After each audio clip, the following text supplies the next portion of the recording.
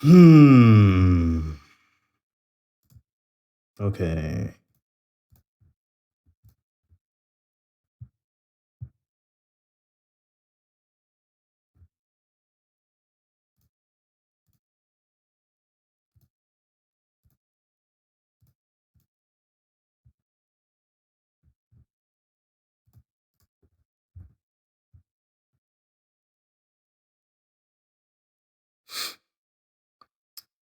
Hello, everyone who might be watching. I'm not sure. I'm opening the YouTube Live thing to see if the stream is online. Oh, there's people. Norman from the castle. Hello, guys. So today we're gonna. I'm gonna try to write stuff.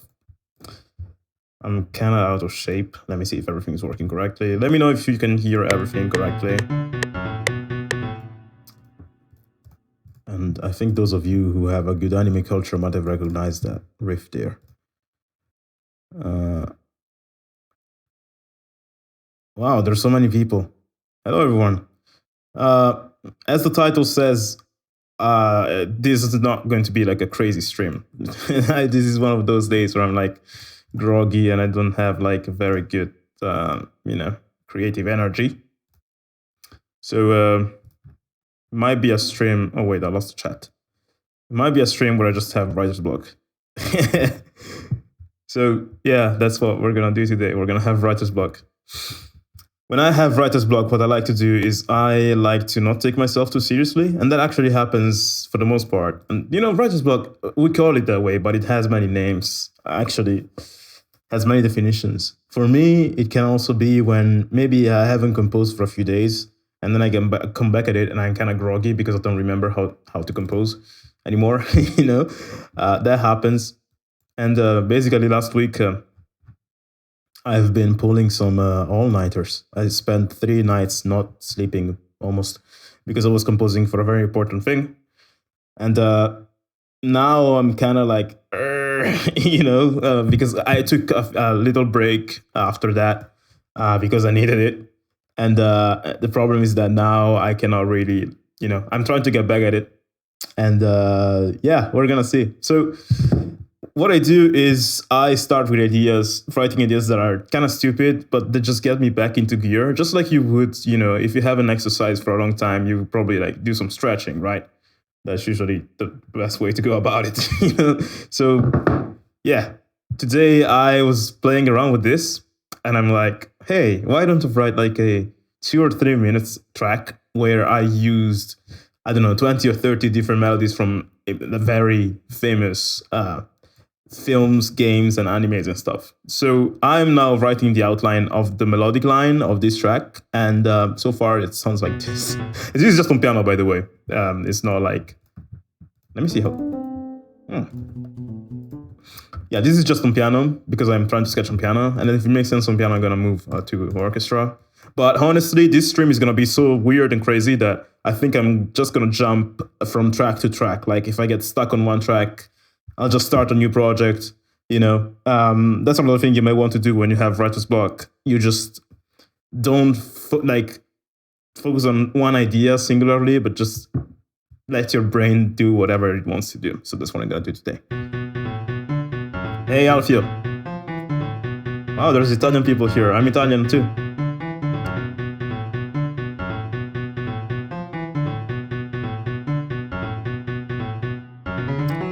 Thank you, Galaka. How many melodies can you guys recognize from this?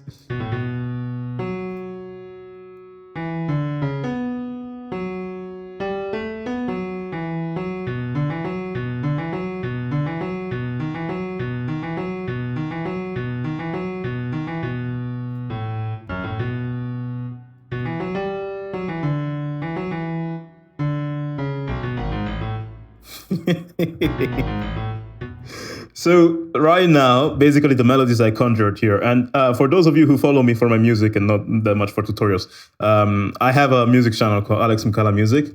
Please follow me there because there I'm only going to post my music. So you're not gonna get flooded by tutorials. But anyway, so what we have here is in this intro, there's Giorno's theme from JoJo's Bizarre Adventure. Then here it goes to Zelda Dark World. And then here is Star Wars.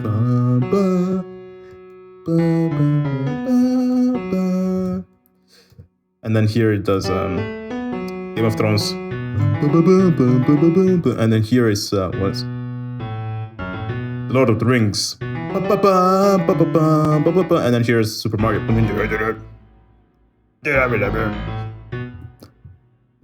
Title of the song World's Ultimate Ripoff.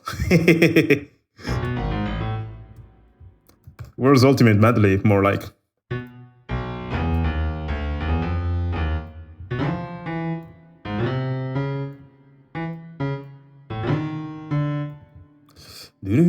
So I'm trying to like conjure as many melodies as possible and just moving around a lot. And this doesn't really make sense. It's just fun. Where do we move from here? And by the way, guys, if you have melodies to suggest me to add here to the whole mix, let me know, because I might be forgetting about, you know, some melodies that would be very cool to add. So, oh yeah, I wanted to do some tempo changes here, because here it's like.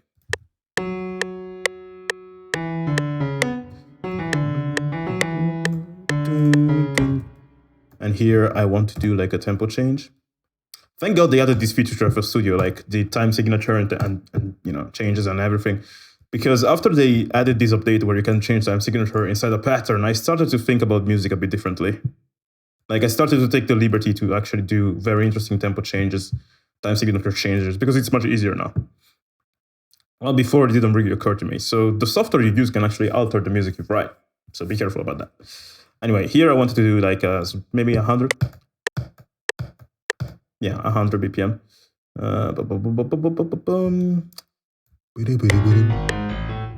But I need to change this one. So this becomes like.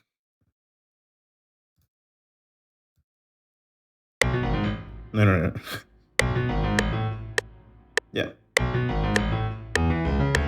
Oh, no, wait.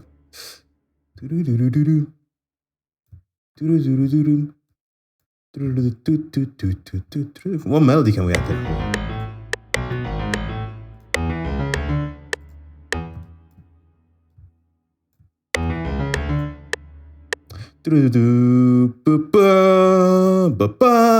Fuck it.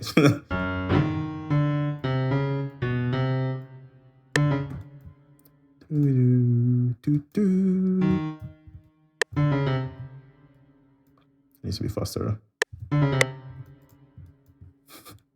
I think every nerd that listens to this, if I do write a whole arrangement of this, it's gonna be filled with so much nostalgia.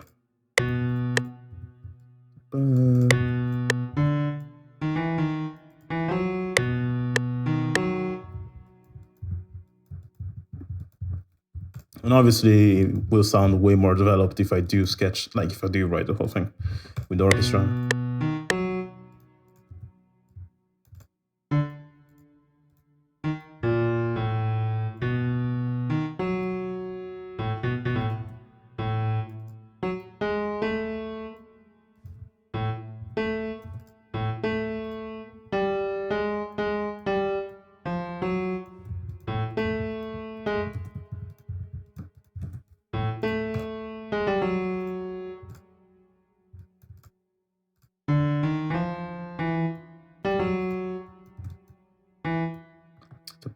It would be cool if I could play piano, because I could like sketch this like instantly.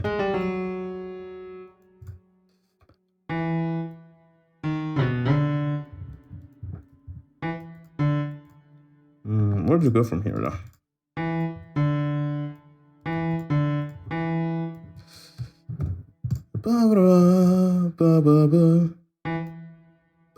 I already did Game of Thrones. What melody can we add after this?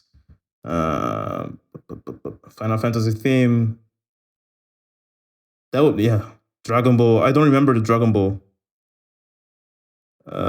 Giorno's theme is already in the beginning, actually. Jurassic Park. I haven't seen that movie. Final Fantasy theme. I could.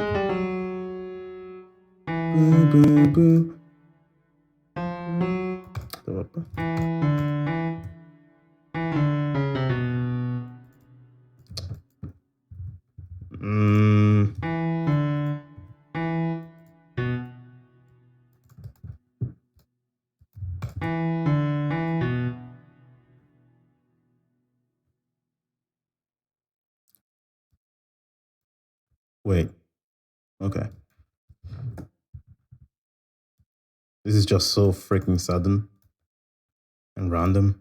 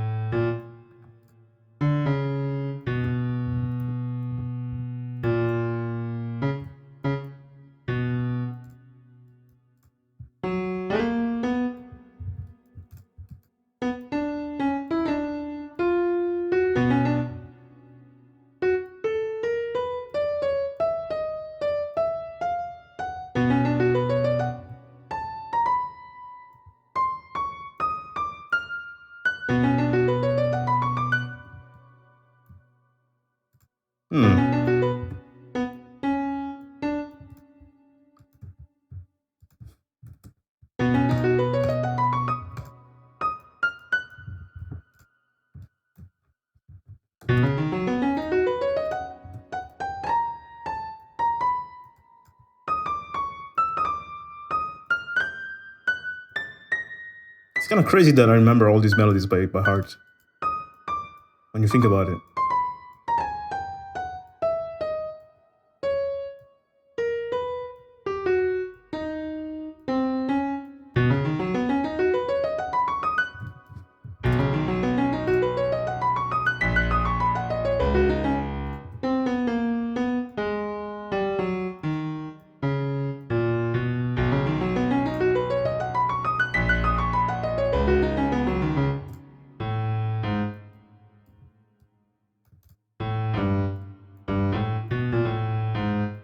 Here I want to do a modulation, so I'm gonna go.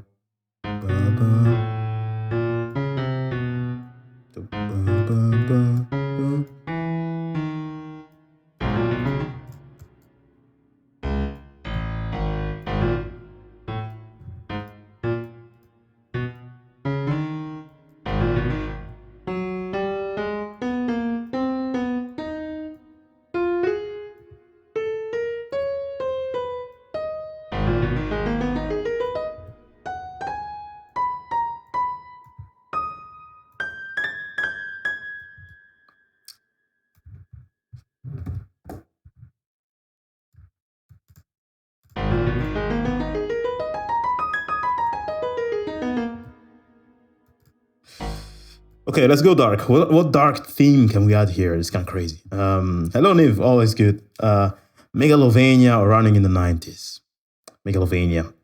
Shinra Building. I cannot add Shinra Building because, like, actually I could, but I want to add only, like, the most iconic ones. Street Fighter. Oh, God. How does... Oh, Interstellar. Yeah. Interstellar. Harry Potter. Oh, my God. Okay. I need to write them down.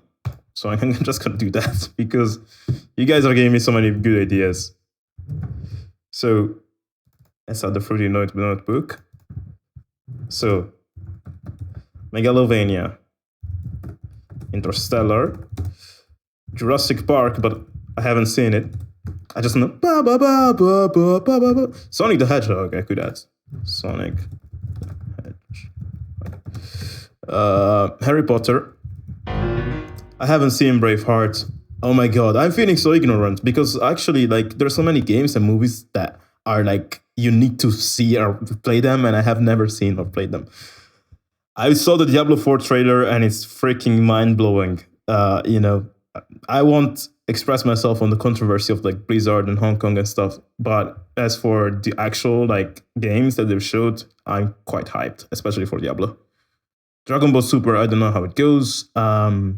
Okay, guys, all your ideas, I want to hear them. All the most iconic melodies from your childhood in terms of movies and games and stuff.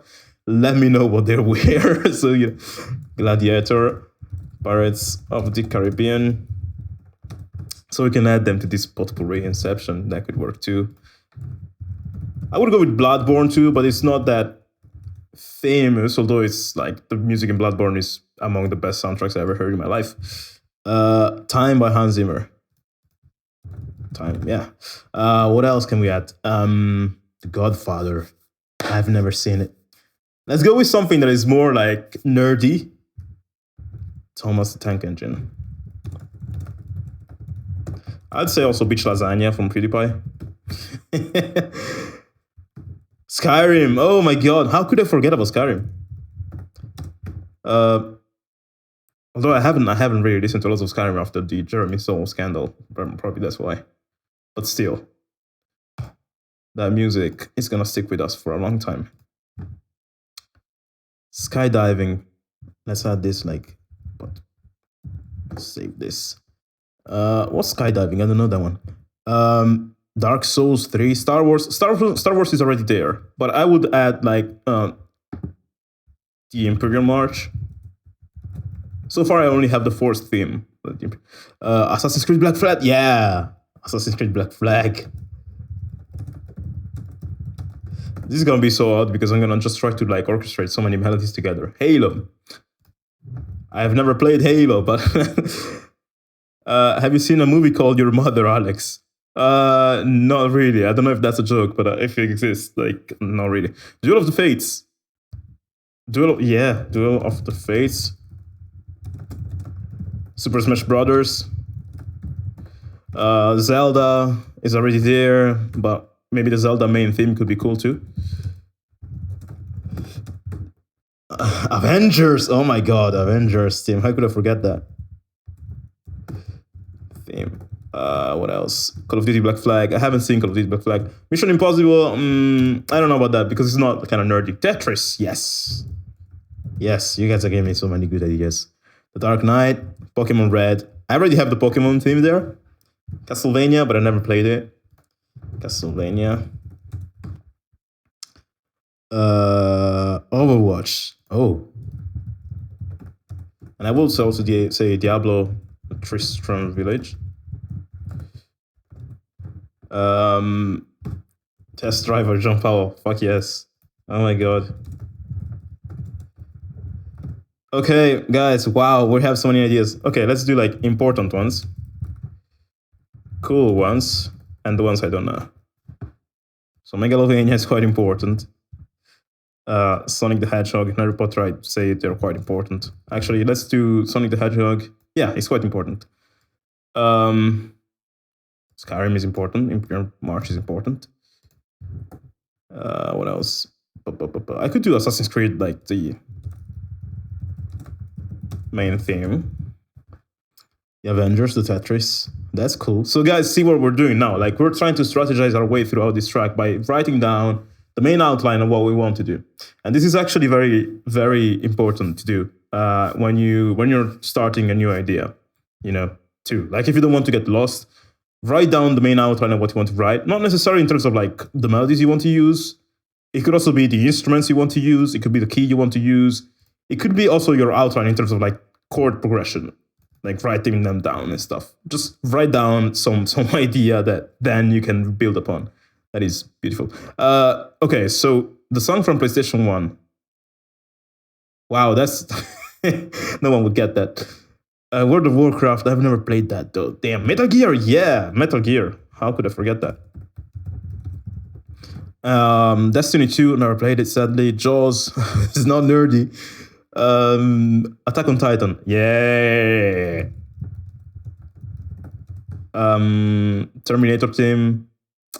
I don't know. Celeste, that could work. I have never played the game though. I need to do some research on some of these tracks. Something from Two Steps from Hell. That's probably too much outline. Like, here I just want to do like stuff that people who are nerds, who grew up by playing video games and watching movies or animes, will listen to this and be like, oh my god! Ori and the Blind Forest. Yes, that's one of the cool ones. I'm so glad that I decided to stream because you guys are giving me so many great ideas, actually. Interstellar, Paris, Inception, Bloodborne, Thomas the Tank Engine. Fuck. I don't even know how that one goes. Someone said Mozart. Final Fantasy 6. Death Stranding, yeah. Have you guys heard the new theme from Death Stranding, like the BB's theme? That's freaking insane. Fate Stay Night, I watched it, but I don't remember any music. Naruto Sadness and Sorrow, yeah, Naruto actually, yeah, good idea. Naruto. You know what I like from Naruto? It's the Orochimaru's theme, the one with the organs and the like freakish vocals. Lord of the Rings is there already. Death Note L's theme. I just watched Death Note for the first time in my life a few months ago, and it was incredible. But I don't remember L's theme, or I don't know how it sounds like. Okay, I think we got a few great ideas. I might not use all of these because there are a lot, but it's a very good place to start. Maybe Super Mario theme too. Super Mario, although we had a bit of that too. Xenoblade Chronicles, someone said, and that's great, but not many people know that, sadly. Crash Bandicoot, yeah! How could I forget about Crash Bandicoot? Crash Bandicoot. That's gonna sound so weird with orchestra, so. Anyway, guys, I think we're good. We got so many ideas here that actually I'm not gonna know what to do with them. Oh, damn. Thank you for that, though. So this is what we wrote so far. So for the people who are just joined here, what I'm trying to do is I'm trying to just have fun and write a track that is an arrangement or medley of 20 or 50 iconic melodies from games and movies and animes. And basically, that's what we have so far. This is what, and I'm just writing the piano melodies. That I didn't even had chords and stuff. It's not orchestrated or anything. It's just basic piano. And it sounds like this so far. The Night King.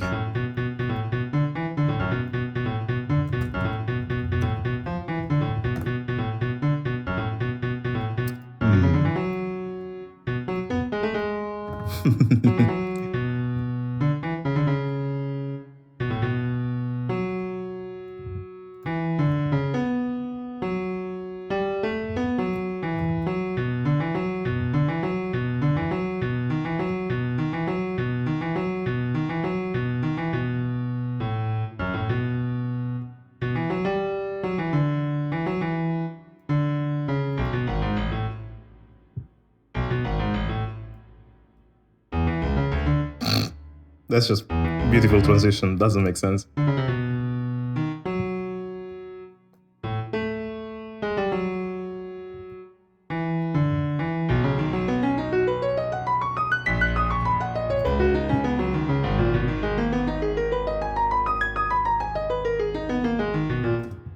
Okay, so I noticed something. This should have come a bit later, like this. Or like this. Jesus. 2, 4, 1, 2. I'm lost. Okay, let's just leave it like that for now. And then here we have the Final Fantasy.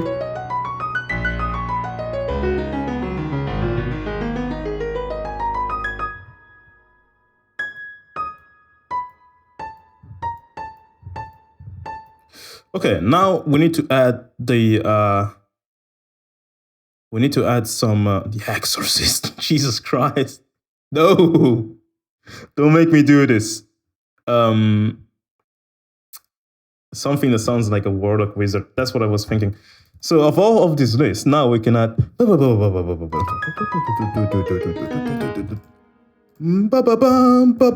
we can do it.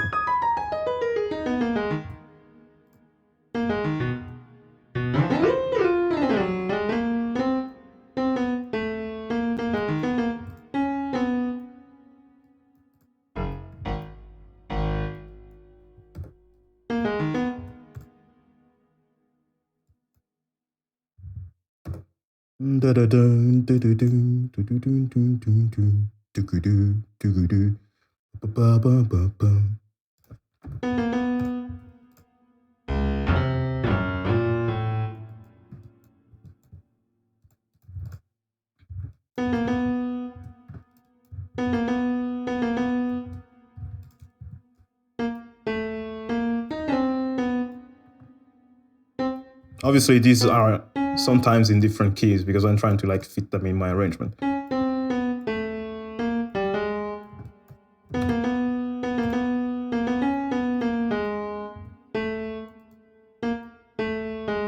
Another one that would be pretty cool is the San Andreas theme from GTA.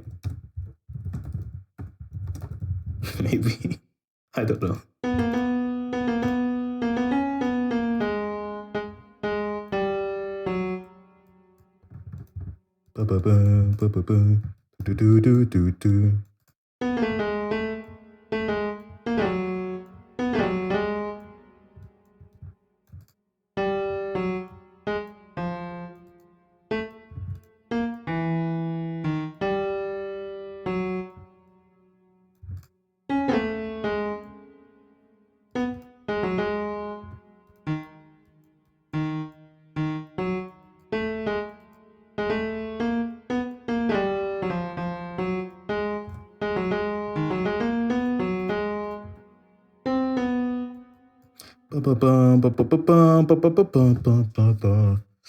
Maybe we can transition this to like oh,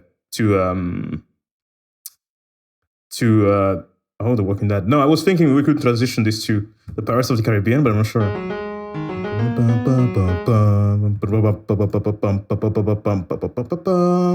No, wait.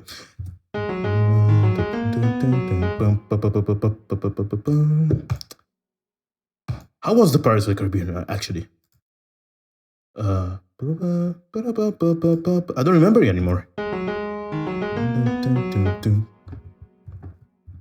But anyway, let's take the Skyrim one. The Avengers theme. Oh, okay.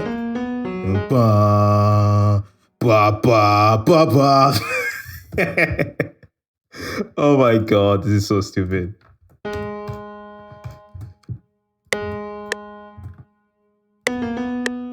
Oh, I need to change the BPM though. Just 1, 2, 3, 4, 1, 2, 3. Okay, here we go to 147 kind of. I also have to. So.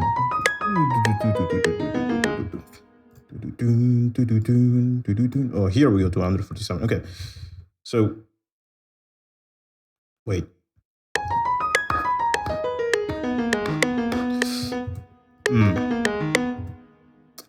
Tempo changes are weird. A weird thing. They're such a weird thing.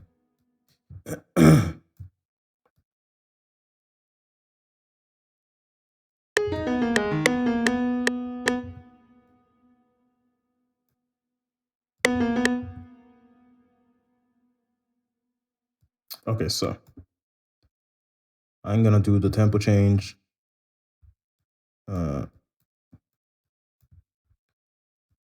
Actually, starting from here.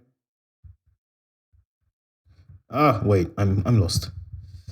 Okay, so I wanted to do a tempo change because later when I'm gonna add the percussion, I'm gonna need to have like tempo that varies, so it's gonna be easier for me. And here I wanted to go to something faster.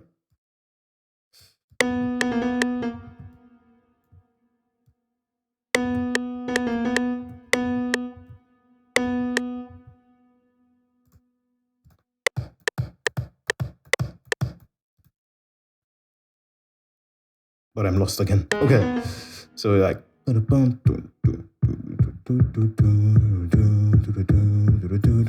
Is that the right BPM?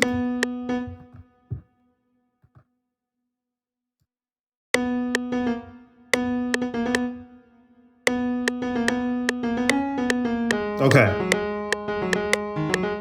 Finally got it right. I finally got it right.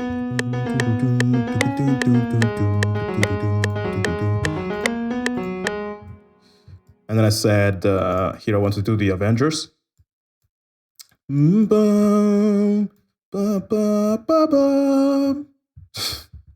Jesus. Okay, let me quantize all this mess. Anyway, how are you guys doing today?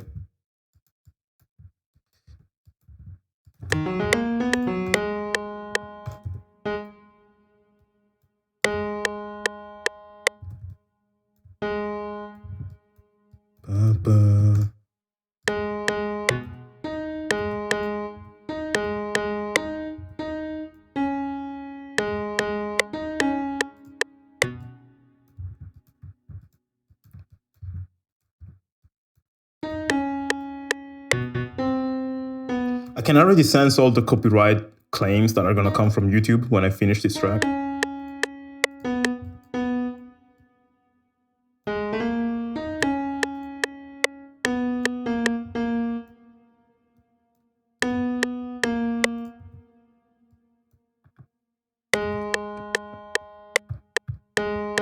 Okay, I messed up.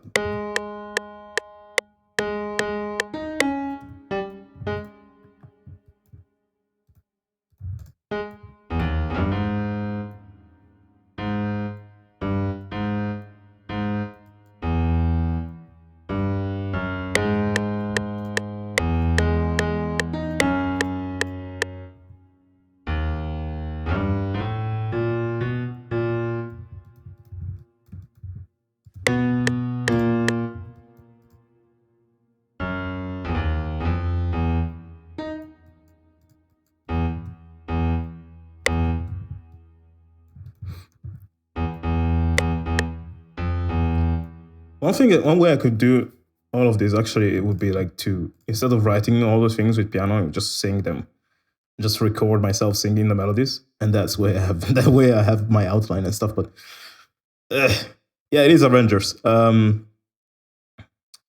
Rain. I have never played Heavy Rain. Ori and the Blind Forest is freaking insane. Although I never played the game, the music is like, what? What?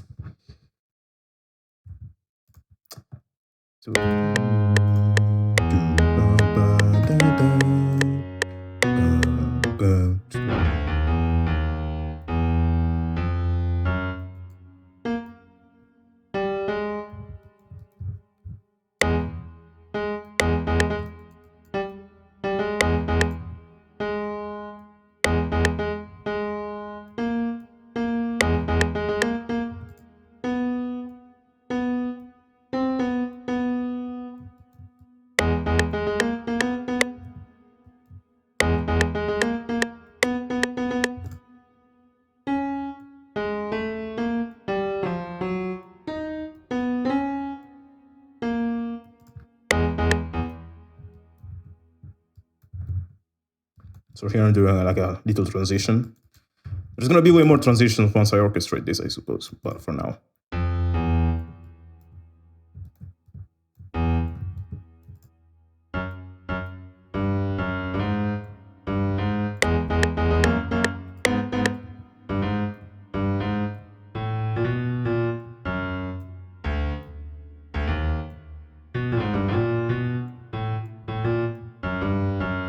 Okay, what theme do we use now? So we have the Avengers, we have the Skyrim. No, let's use one of these. We could go with Super Smash Bros. Maybe? No, I don't know. So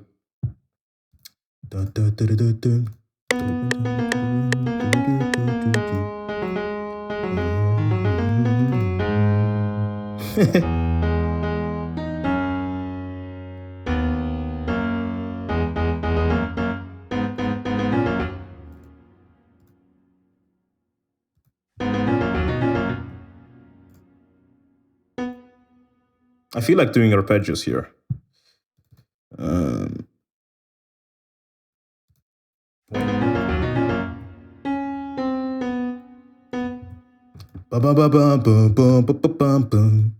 Yeah, fuck it. Let's do it.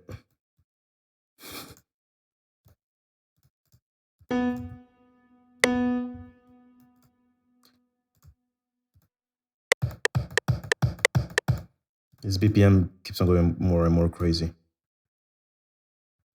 I'm not sure that's a good thing.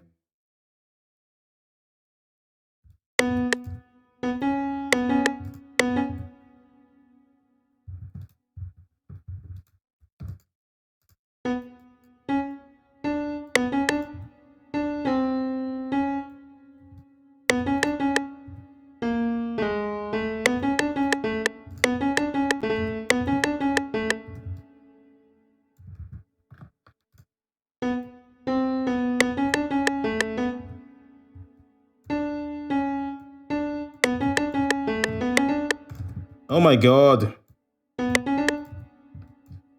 This is harder than it looks, than I thought. Because the tempo keeps on changing, so I'm not sure what, rhythms I should do.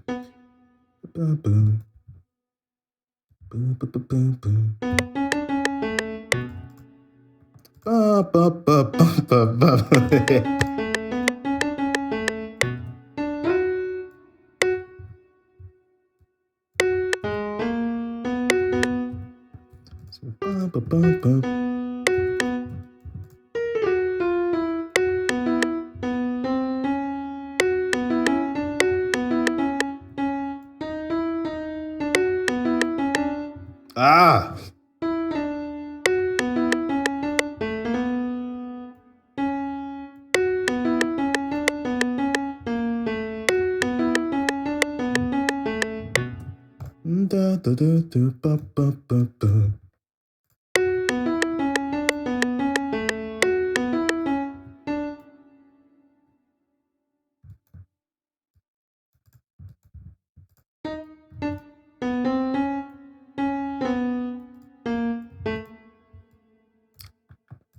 Okay, we got that. What do we do now? No,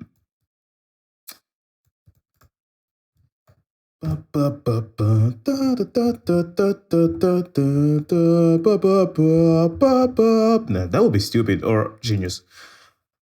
I don't know. So, Attack on Titan, or is it done?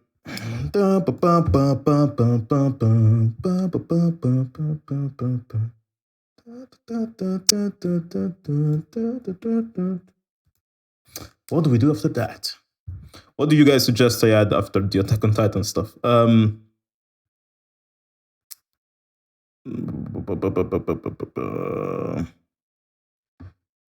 Just learned the other day how to make arpeggios. That's amazing. Save the project file. Yes. Fallout team. Good idea. I don't have perfect pitch. I wish I had perfect pitch. That feel when you have writer's block for 2 years. Jesus. Fallout theme. Write an original. This one arrangement is no place for an original. I want people to be like, oh my god, this is the melody that I know. Wait, there's another melody that I know and stuff. Someone's watching me from a lecture. No, don't do it. So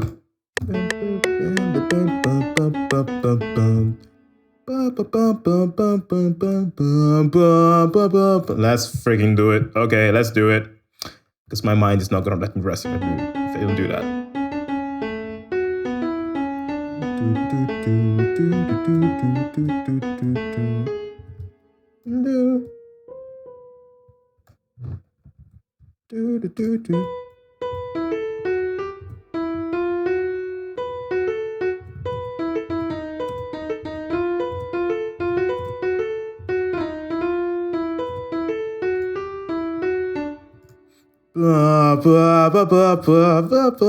Really? I would just feel, if I listen to something that someone composed in this exact manner, I would feel like he's mocking me or something. Just because it doesn't make sense. And here we're gonna go over for 3/4, I think. Yeah, it's like 3/4. Finally, we can change the tempo in a very substantial way. So yeah, it's kind of 177 kind of thing. So we take the same tempo.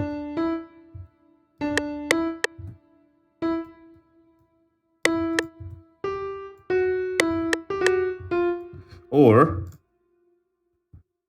wait, it's okay. Or what tempo is it? 1, 2, 3, 1, 2, 3, 1, 2, 3, or 1, 2, 3. No, fuck it. Let's do it like this.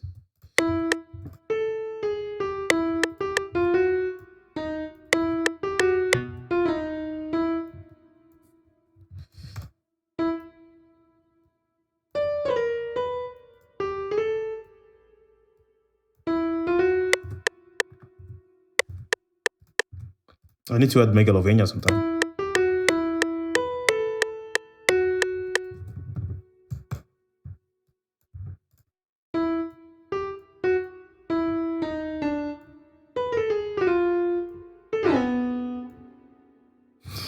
epic sax guy also maybe. Epic sax guy. I'm gonna add it to the list. Where's my list? I lost my list. There it is. Epic sax guy.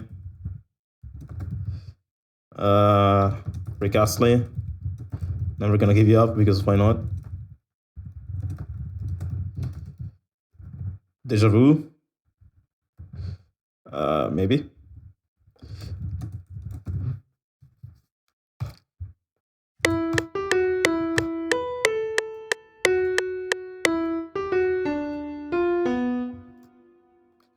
Where do we go from here? No.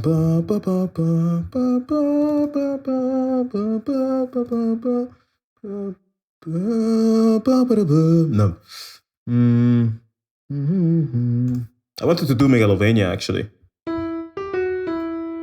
But how do you link this to Megalovania?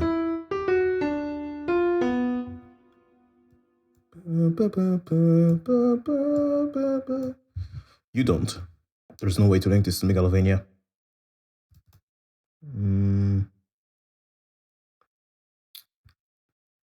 But I mean, we could also try to actually now orchestrate what we wrote so far also. To see if this makes sense at all.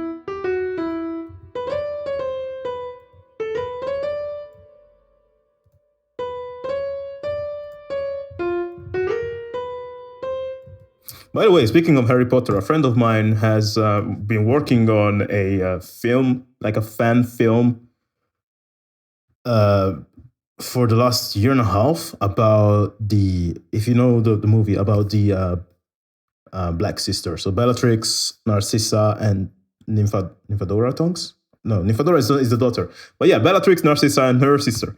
Their sister. And he made this fan film with other people, and it's out now. It's called Sisters of House Black. It's pretty dope. If you're a Harry Potter fan, I recommend you to watch it.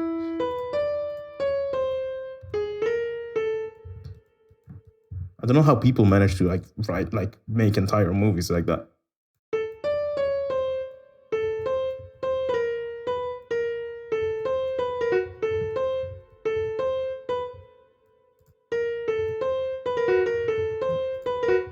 Oh God, what am I doing here? So,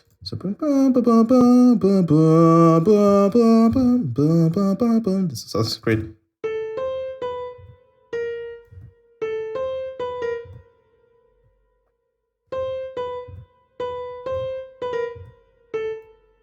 Oh my God, I'm losing my shit.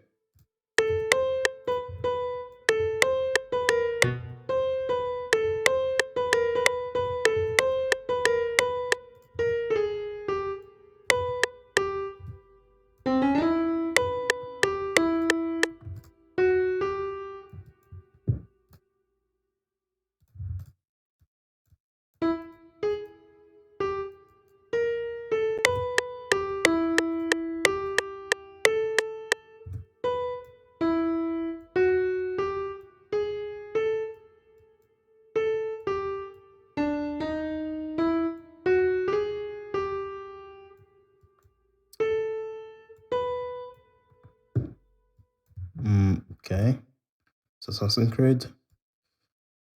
And I suppose we could try to orchestrate what we wrote so far. That wouldn't be a bad idea.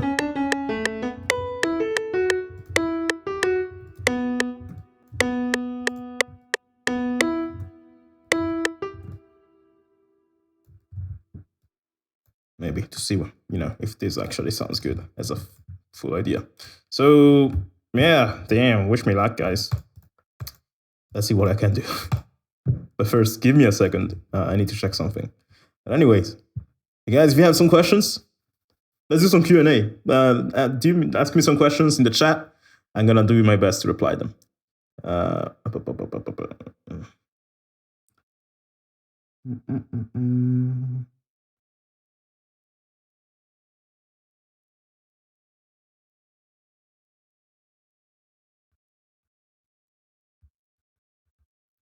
Just give me one sec.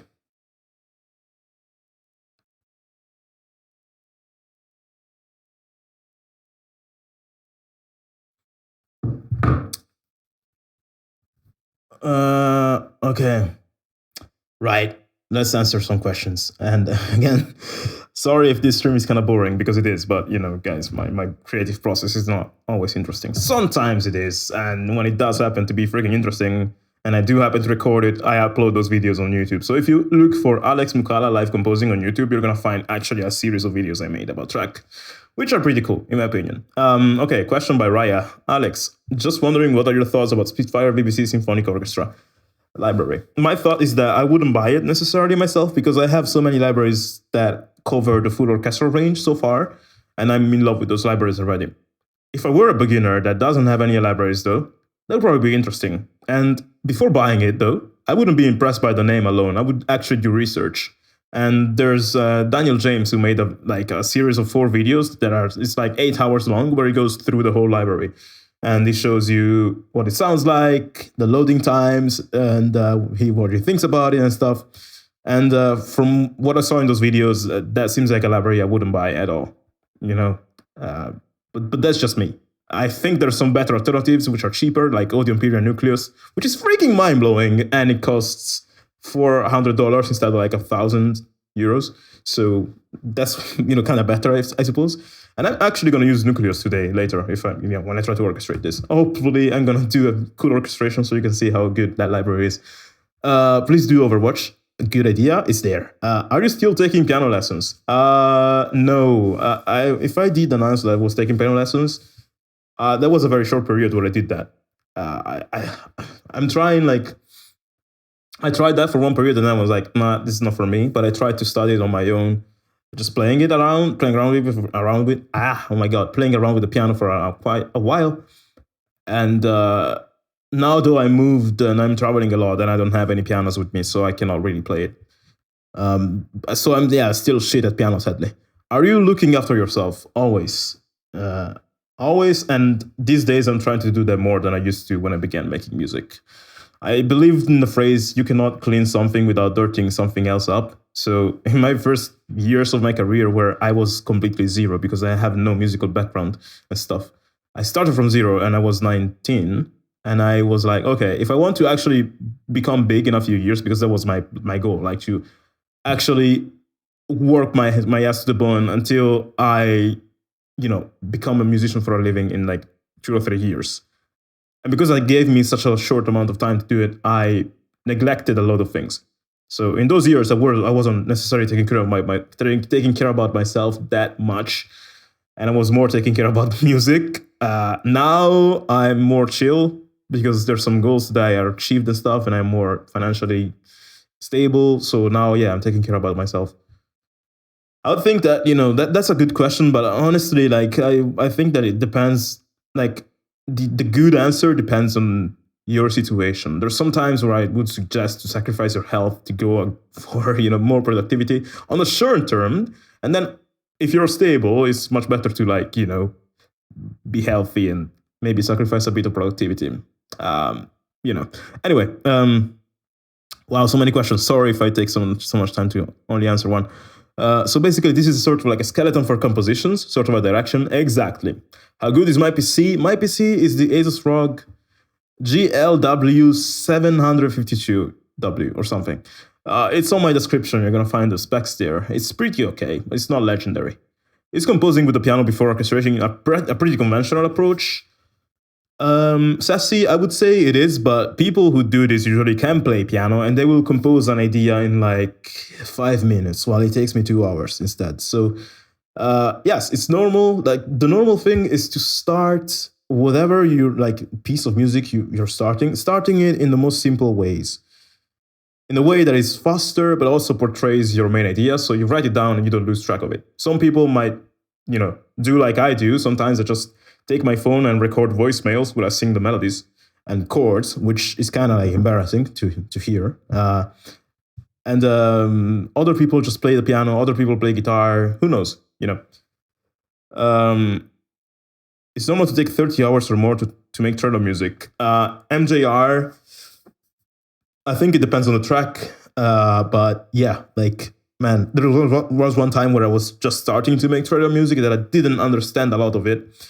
So I wrote this track where I tried to encompass all the pieces of information and advice that I received from the labels and my music composers and courses and stuff in one single track. And I spent 200 hours writing that track because I was trying to learn and apply everything at the same time on that one track. That's why it took 200 hours.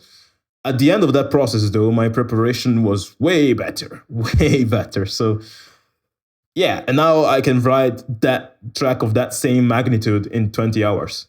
The more tracks you write, the shorter the time is going to be. Also, though, you can also be an expert and still sometimes spend 200 hours on a track because maybe on that track you decided to experiment way more than you did in the last 5 months, So it kind of depends.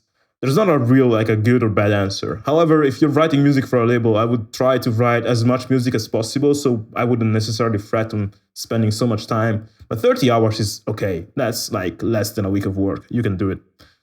So you can even write 2 tracks in a week by doing 30 hours each. What's the dream? Making music for a Final Fantasy game.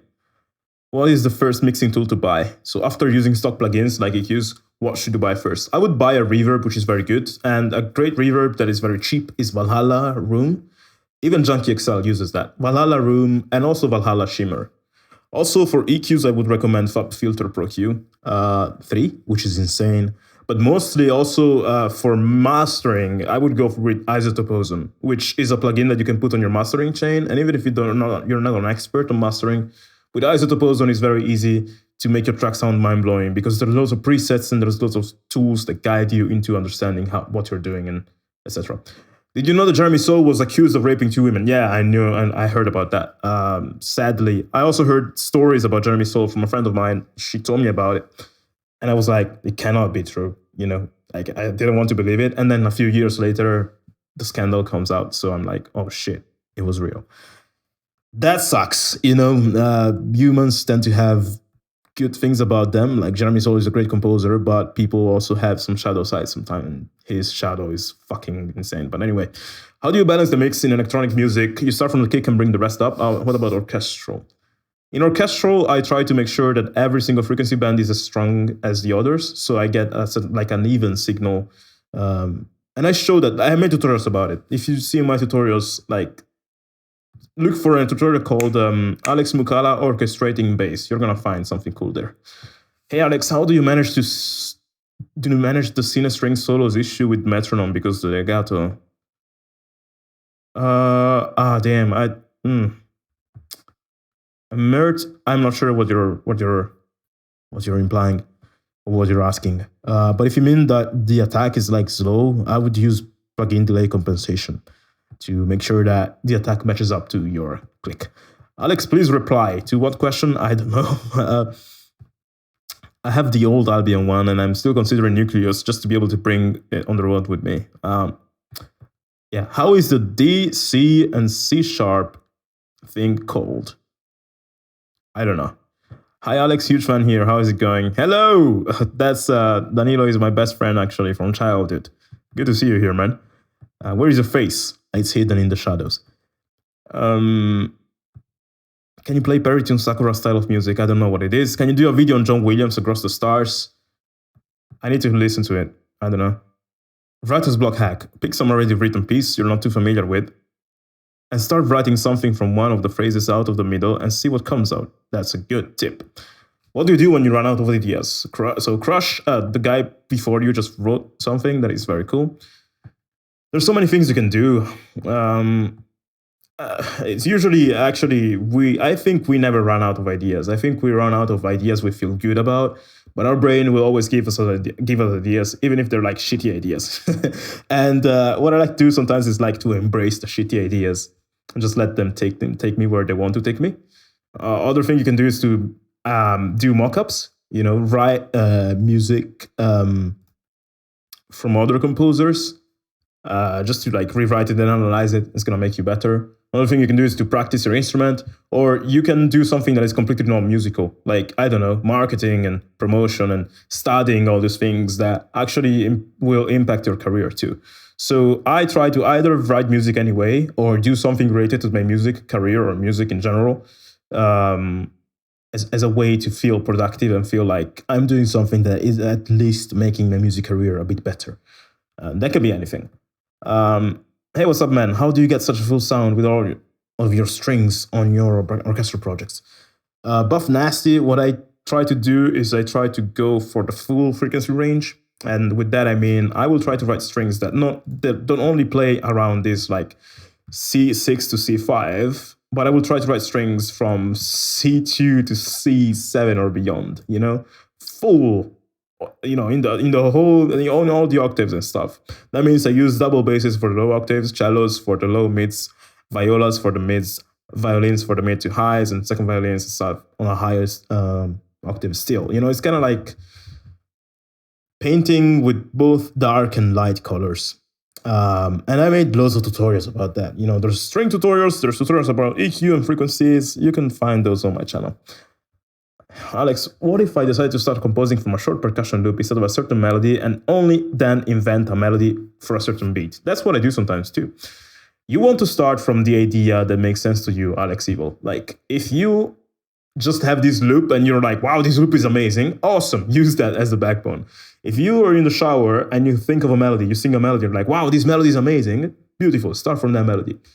If you're playing the piano and you find a chord progression that you like, awesome, start from that and build a track. There's no best way to start a track. There's just many ways to start a track, and just follow the one that presents itself to you, and makes sense to you.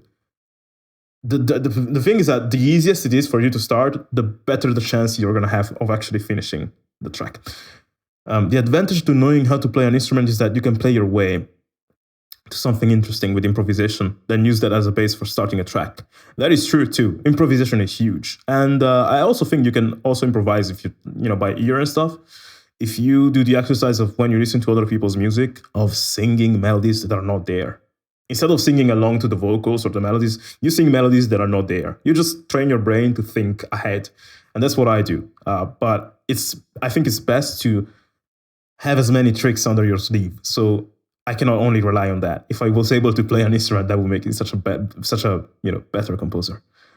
Hi Alex, track reviews still unavailable. I took one once and I love the review and advices. Do you plan to do that again one day? Thanks. Ludovic, yes, I will resume to do those eventually. I'm still not sure when. I'm also not doing lessons anymore, but I will do them again. It's like something that I do cyclically. Sometimes I do it, sometimes I don't. But I'm also gonna do a live stream here on YouTube where I review everyone's tracks for free. Obviously first come, first serve and stuff. But I'm not sure when I'm gonna do that, but I will do that soon on here. So we can just check in on everyone's music and we can have a listening party where everyone listens to other people's music, etc. Alex, do you know the Orb software? I don't know what is. Joel Dolly triggered. I say when you're first starting out, experiment a lot. Even if you've been on a single track for over a week. I've been on one track for 2 weeks now. I changed it a lot and learned a lot. Man, that's a good advice, Keanu. I sometimes spend a month on a track. I mean, I don't do that anymore that much because I cannot afford to do that. But I advise doing that too. As long as you do work that actually matters. Don't spend like a day tweaking a snare because, well, unless you're really trying to learn about sound design and mixing. If you're just trying to write good music, don't spend a day tweaking a snare. That's not as important as you thought it was.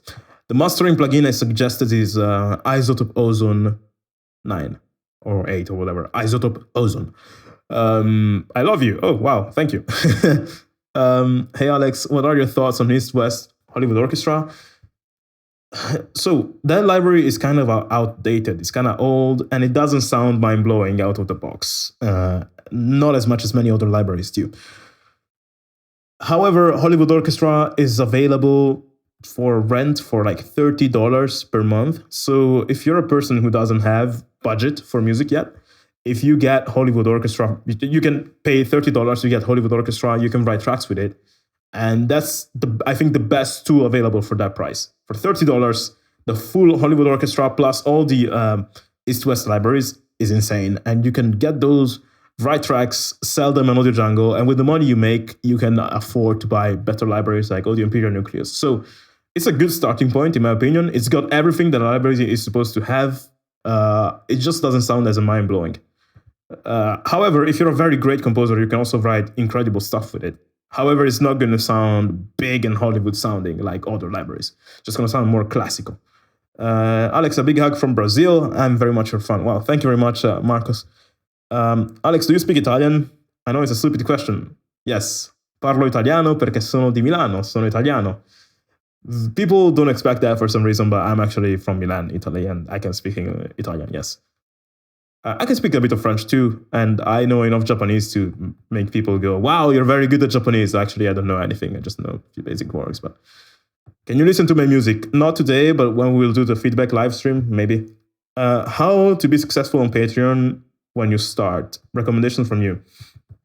Vault Cry, I would try to start a Patreon page that is catered towards giving your current audience, like you need to have an audience first. And you want to give your audience on Patreon what they are screaming for, what they want, what you feel they need. My audience here, for example, you guys are mostly composers. So I know that if on Patreon, I just do, hey, pledge to me on Patreon and I'm just going to do a Google Hangout every month with you, that might be fine, but it's not so much value. But if you pledge to me on Patreon and I give you project stems where you can analyze the WAV files of every single one of my tracks, or I give you MIDI packs, or I give you templates, I give you private tutorials or whatever, secret videos, that's going to be way more valuable for you because I know you guys need those things. So obviously by offering those rewards, people are way more likely to actually support me on Patreon. And there's obviously a part that people support you because they like your work. They like you as a person, and thus they support you. But also a huge reason for people to supporting you is the reward. So make sure you offer good rewards to people. Make sure you're doing stuff that is more for them rather than you. That's the best way to go about, about anything in life. Even this channel, there's so many types of videos or tracks that I would write that I know wouldn't be useful for you guys to see. So either I don't do them at all or I don't publish those videos here. Just because I know I'm kind of serving you rather than doing what I like to do. So on Patreon, you need to keep that in mind. Hey, Alex, thanks for doing this. As someone who works a full-time job and is married, finding time to work music is a challenge. How do you find your unique style while doing covers? Man, as a first thing, respect for you to having the time to write music, or making the time to write music despite your situation. That's incredible discipline. And I think it can be done. I have a friend who is married, is a dad of 6 children, which are very little. And he also owns a business where he's the CEO. And he's also a composer who makes way more music than I do, even though I have more time than him. And he's gotten way better than me in just a few years. It all goes back to the work ethic of a person and how much actual discipline and sleep you're willing to lose over that. But anyone can do it. If my friend can do that, anyone can do it. Also, how did you find your unique style while doing covers? What I like to do, Gilberto, is when I write covers, and this is something that people will never notice unless they know the original by heart. When I write my covers, I like to change their face. So if I'm writing a cover of Hans Zimmer Time, I'm not necessarily going to rewrite it exactly how Hans Zimmer wrote it. I'm going to add a twist to it. Maybe I'm going to do it in a way that sounds more like Bloodborne. Or maybe I'm going to, make a cover of Final Fantasy, but do it in a way that sounds like a cinema movie score or something, or with a lot of percussion, trailer sound effects. So I try to rechange, take the melodies and take the basic idea and then add what I would like to hear in the track, in the track itself, if I were to hear it in a transformed way. And I don't know, just by adding stuff that I thought would be cool if it was there, I notice the difference between the original and my cover, and in the difference, you see my style. And the more I bring that out, the more it just becomes natural for me to embrace my creative ideas. I don't know if it makes sense, but I think everyone should try to write covers where they don't exactly replicate the same thing, but where they try to transform it. But anyway, so Mert says the true legato delays it by 80 milliseconds. I would just shift the MIDI note to start a bit earlier. I love you, Alex. You rock. You told me all about this cool thing. That's amazing. Thank you very much, man. Spitfire review, BBC. Check out the Daniel James review of Spitfire, BBC. Oh my god, I need to go faster on the questions. They keep on popping. Alex, not a question, but just want to say you're awesome. It's nice to see people be original and are willing to help others. Thank you, Keanu. That's I really appreciate that a lot. I'm using Berlin Inspire 2 as a main library, but I feel like it's too low volume library for cinematic music. What do you think? I haven't got that one. However, if you feel like you're using a library and it's too low, I would try using OTT on the master, set like the upward compression to 15%, and play around with the low, mids, and highs. And then also add isotope ozone. It's going to make it sound way more fat. So that's what I recommend. Hello, which keyboard use with East West Composer Cloud? I want to buy it to have samples, but I need a good keyboard too. I don't know. I used back at my place in Italy. I had a M-Audio Key Station Mark II 49 or something. Hello from France. Bonjour. What if I make a melody, then go to sleep, and next day I don't like it? That happens. You either try to go on with it anyway, or you start a new one. But honestly, Sir Softly, if I have to be honest, when I write music, I notice that many times I really don't like what I'm writing for quite a while. Like, I might not like what I'm writing until 20 hours in the project. And at 20 hours, maybe I write a transition or a passage that I'm like, whoa, this passage was so freaking cool. Now I need to finish this track because I want the world to hear this passage.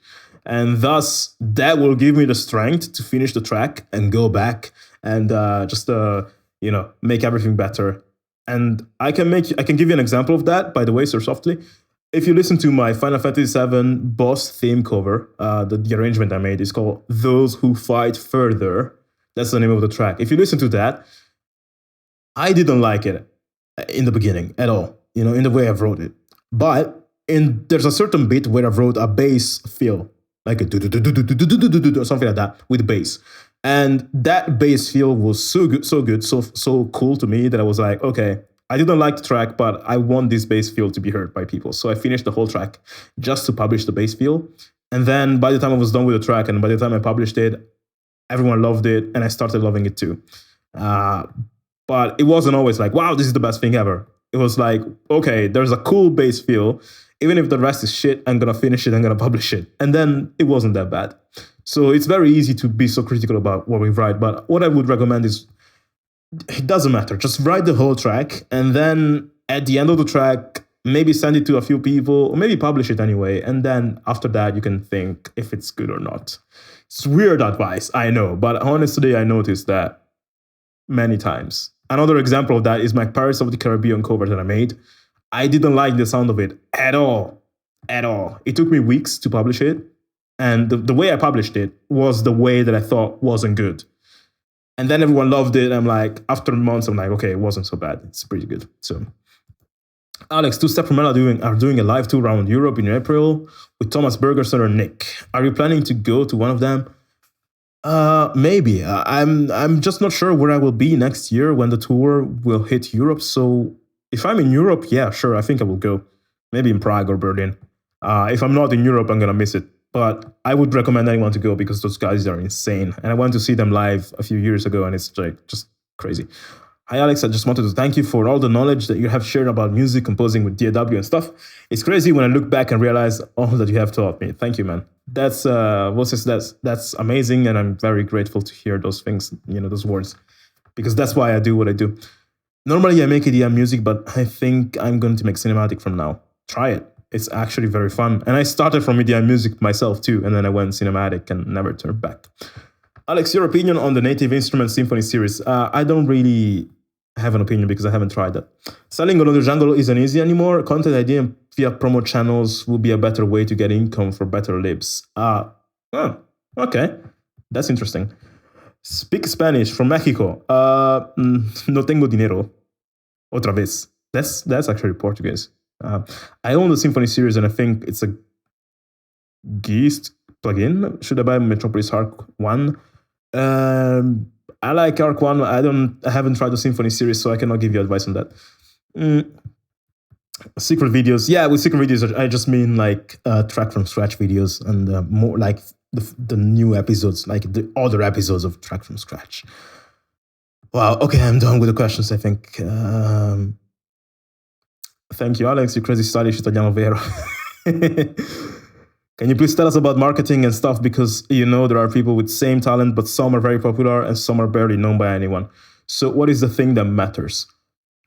SJLS says promo channels, and he's right. And there's many other ways. I will talk about those. I'm actually experimenting with marketing a lot. I'm doing like Google advertisements, like man, so many things. And this year, actually, I've been experimenting with that quite a bunch. And I think I'm going to make a video recap where I tell you everything that I know, but this is not the time. Do you know that moment when you have an epic melody or chord in your head, but then before you can even play it, it's almost gone?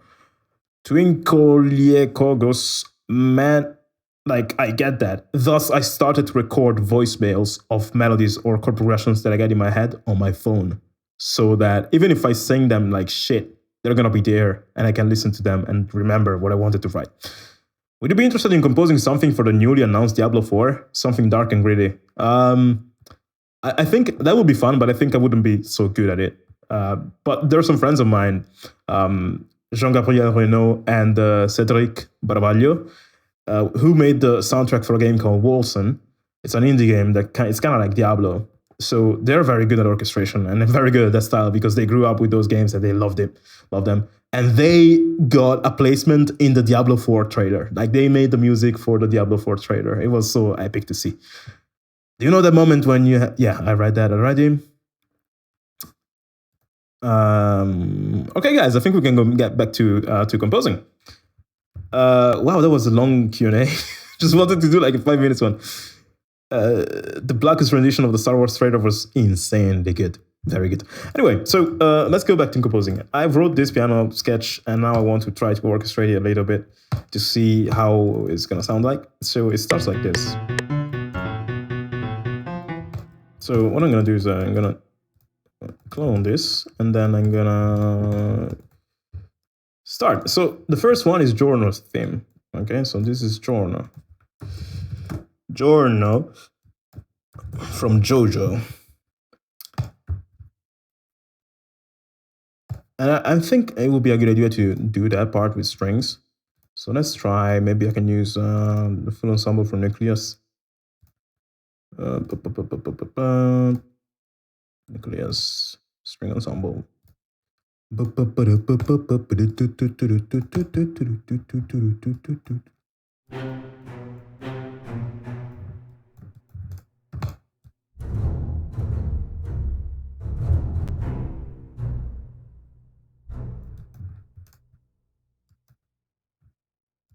So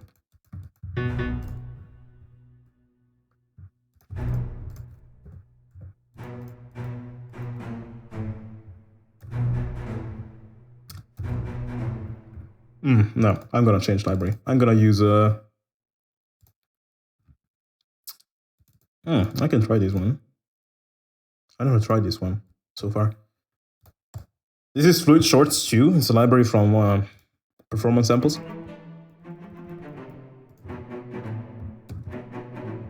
Quite dry.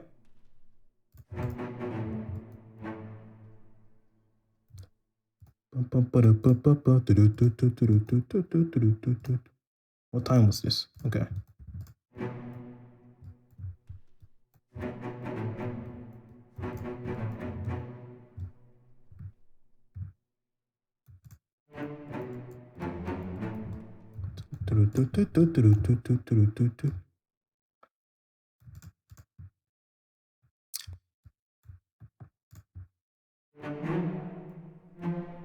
Oh, come on.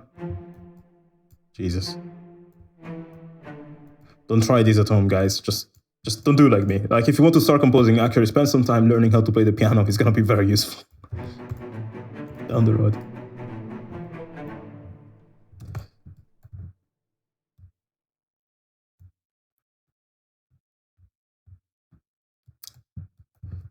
Okay, so we got that. This is now cellos. It's not string ensemble. And this is we started with an empty template today. Usually I have my template which has all the instruments loaded in, but I wanted to have a bit more freedom today, so I'm like every Kontakt instance is empty. I would increase the volume of this one because it's kind of low. So I would go maybe add 6 decibels everywhere.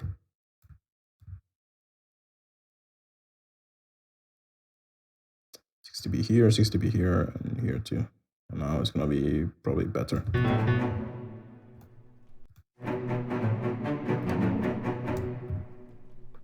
There's so much reverb on these strings though. Let's do this. I'm gonna call this short strings. I also changed my template slightly. So before I had this. Oh, come on. I had this to control the reverb and panning and stuff. But I'm trying to go back to the basics and just use the reverb here. I took the reverb here straight away. So yeah, it looks a bit different.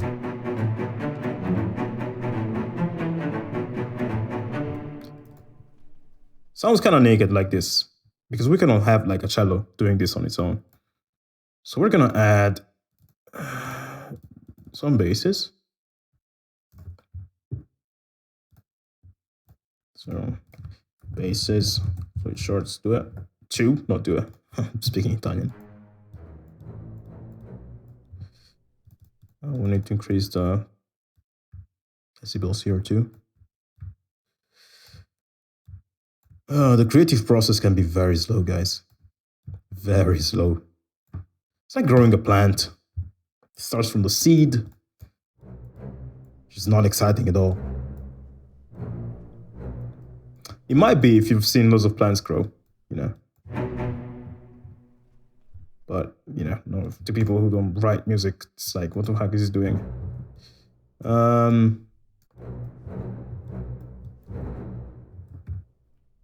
I'm not sure if I like the sound of these basses.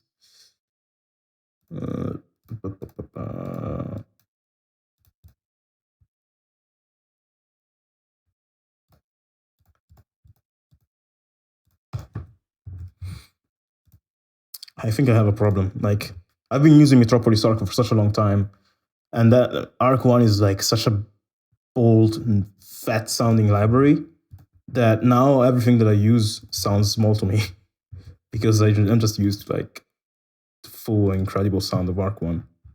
It's kind of weird. Ah, I like this.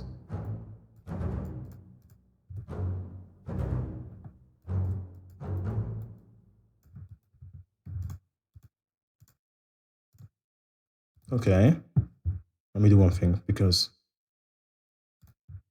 I don't like the fact that, you know,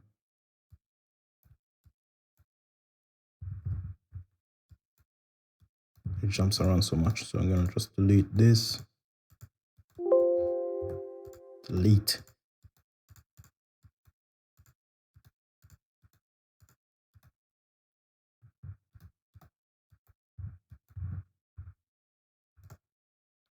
Mm. 25, okay. Cool. Dude, what the hell? Why is it still so freaking wide?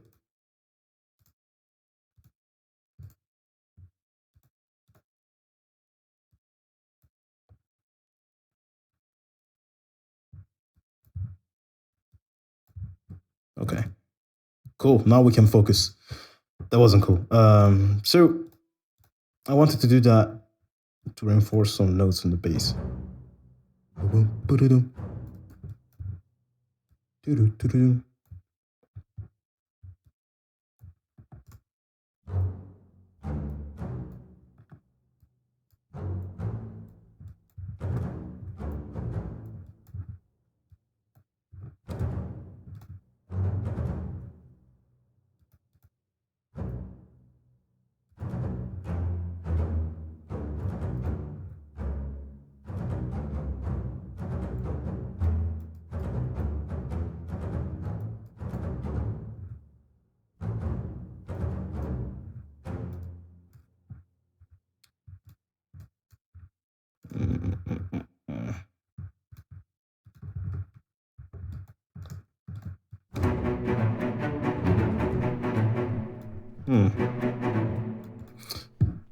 Okay, so now we have a problem. The samples don't have the same like attack.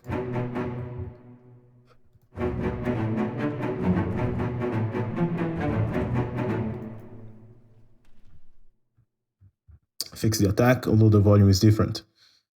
So that's a problem you might incur in if you're using different libraries. Sometimes they have their own attacks, sometimes they have their own volumes. So you might have to tweak some things at times, which is not fun.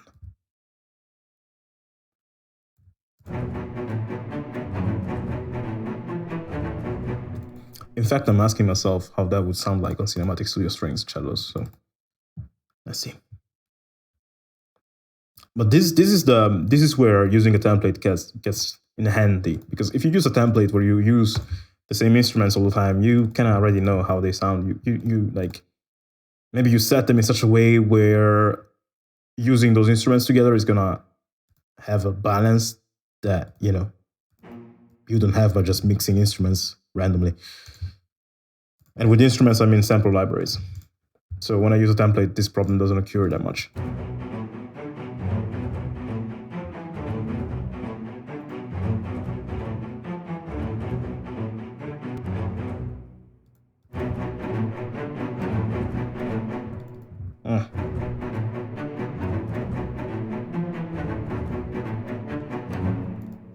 Just gonna keep it like that. Then I'm gonna reduce this.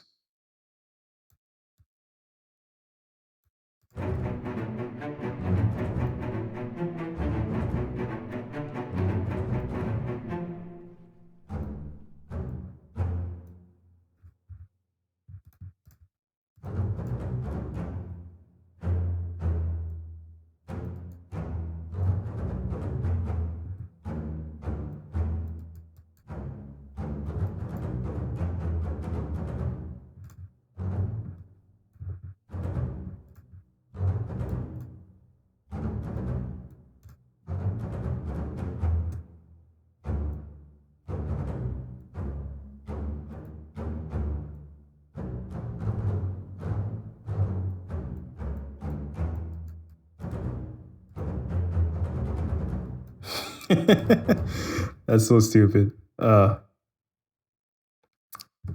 Okay. Let's see.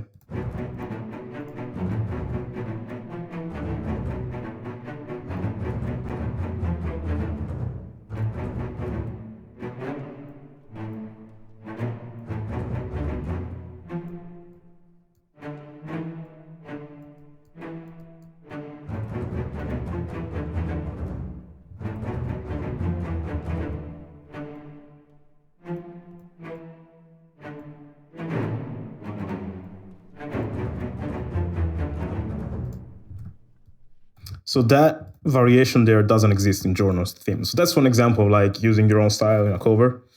This doesn't exist, but I thought it was cool, so I added it there.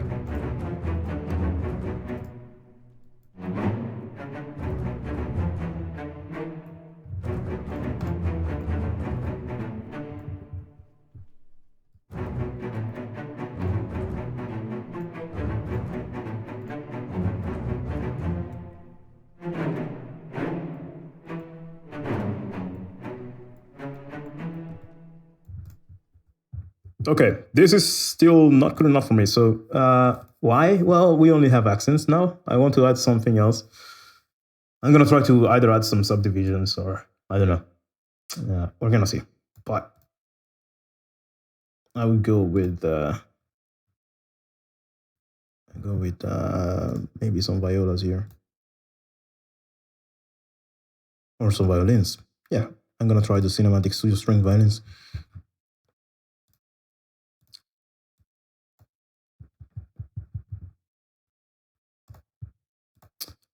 Also, one thing I like to do sometimes is when I'm writing music, sometimes I might just focus on the orchestra. So I might write a whole sketch or a whole idea, orchestrated, but without percussion, just to make sure that the sound of the orchestra is all right, even without percussion. And then when I'm done with that, I will add the percussion at the end. That kind of leads me to focus more on the orchestration and make sure that that is cool. But I also noticed there was a flaw in it, because if I write everything, and then I add the percussion only after, I'm going to be a bit lazy with the percussion. They won't be as much as like important for the arrangement. So I'm not sure that's a good way to go, but sometimes I do that. And I thought of doing that today too, but I don't know.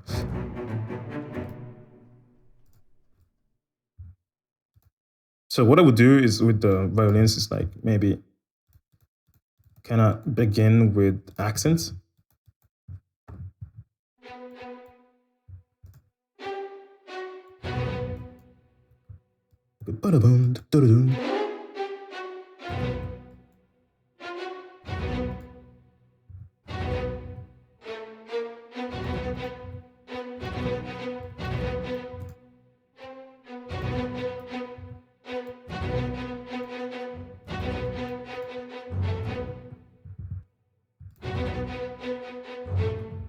Also, this should start later, actually.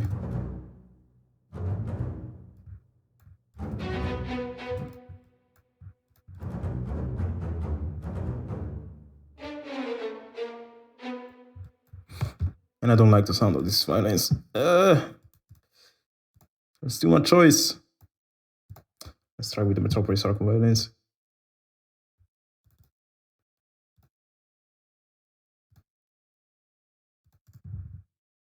Actually, the high strings, not violins, because there's no violin patch.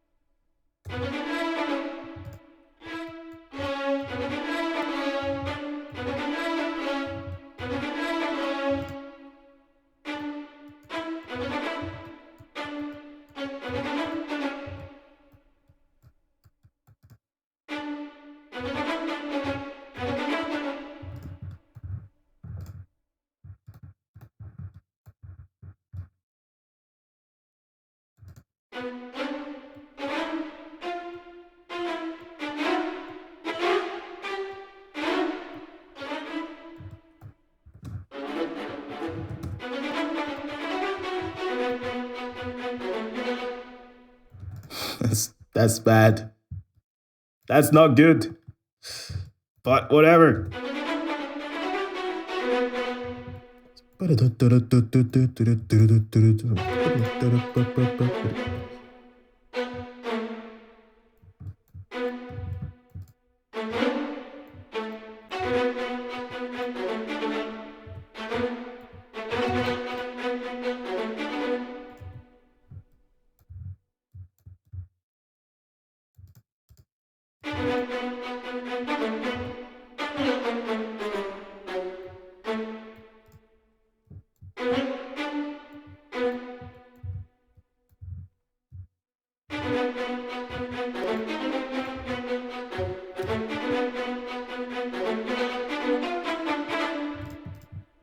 I have an idea which might or might not make sense. Probably not, but that's what we do when we're sketching. We just go with the flow and with the ideas that are like, hey, let's add sugar on the pasta. You're like, that really that doesn't make sense at all, but whatever, just have to go with it and see where it takes you creatively. I mean, don't do that when you're cooking, but definitely do that when you're making music.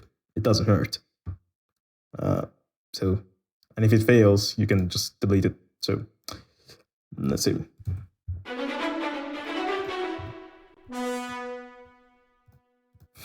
It's gonna be so stupid.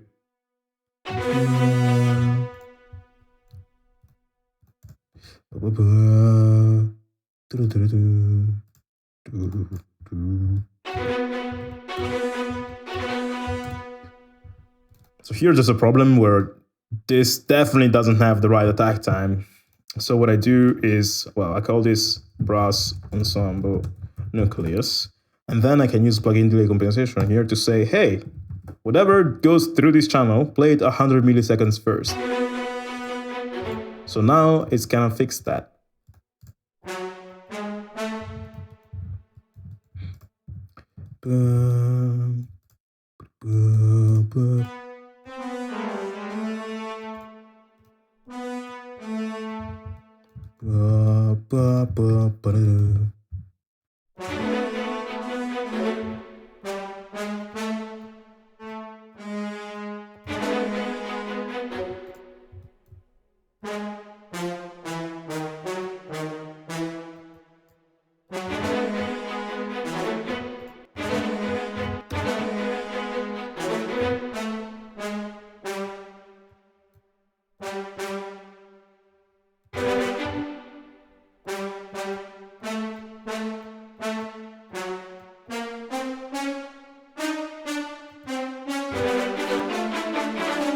Okay, so that's a...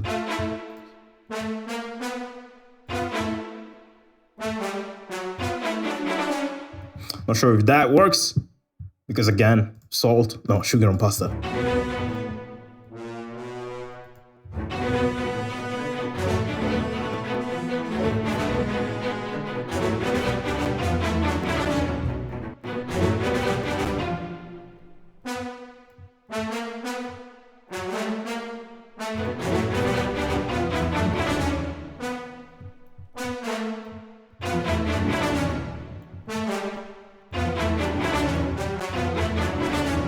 So one thing you might be noticing is that this sounds off. Now, the reason for it is that here on the brass, we have a brass ensemble, okay? So this is like, when you hear a note here, it's not just 9 horns. It might be horns, bass trombones, and trumpets playing all together. So it might be 20 brass instruments. Thus, it sounds huge as hell. While on the strings, I'm using cellos, basses, and then a string ensemble. So it's kind of like there's a mismatch of orchestral instrument size in the patches we picked. Also, the room, reverb in the patches is different and stuff. So this is a case where what I wrote doesn't necessarily sound bad in its own, but because of the patches that I picked, it's not ideal in terms of size. One thing I could do is reduce the volume of the brass. Another thing is like, okay, let's just use French horns. And that's 6 French horns compared to a full brass ensemble. That might help, probably. Or it might still sound like crap. I don't know. Let's see.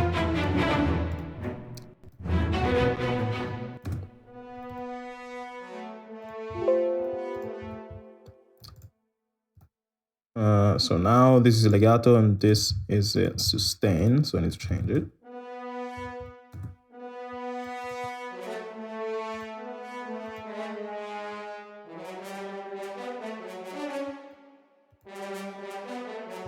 Sounds way different now. However, I'm still not pleased with the sound. I want to see if maybe some bass trombones can fix that, or I need to move to a whole different library.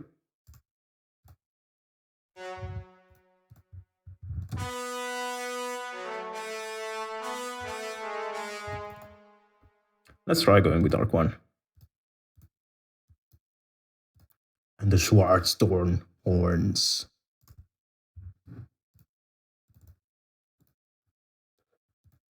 Back when I used to make EDM music, all these problems didn't exist. There was like synthesizers and, whatever. They would sound good for the most part, You had to like, the issue there was like processing them in a way that sounds interesting. Well, here is all of these things.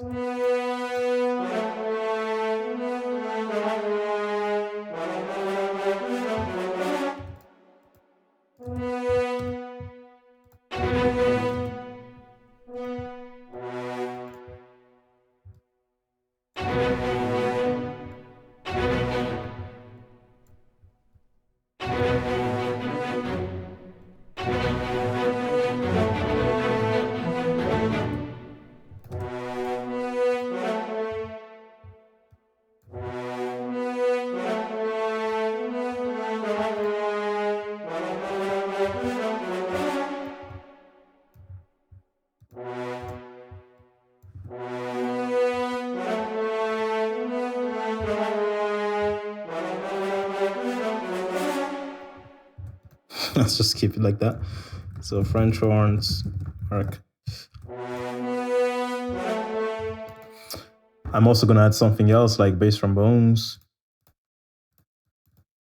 Steal from Metropolis arc. Trombones. I'm also gonna do this. Let's add some. Let's save as a first thing because I haven't saved in a while. Then I'm gonna add some OTT on the master. I'm reading in the chat. Sugar on pasta makes a whole lot of sense. No, no, don't say that to an Italian person like me. We suffer when we hear these things. It's a very real pain and suffering to do that to us. So I'm adding OTT and I'm doing like 15% depth on the multiband, like upwards or downward compressor. 95 on the mids, 103 on the highs, 103 on the lows. Now it's gonna be a slightly clear, more clear compared to like when you add OTT, it really brings it out. Although it might distort the sound slightly, I don't really care.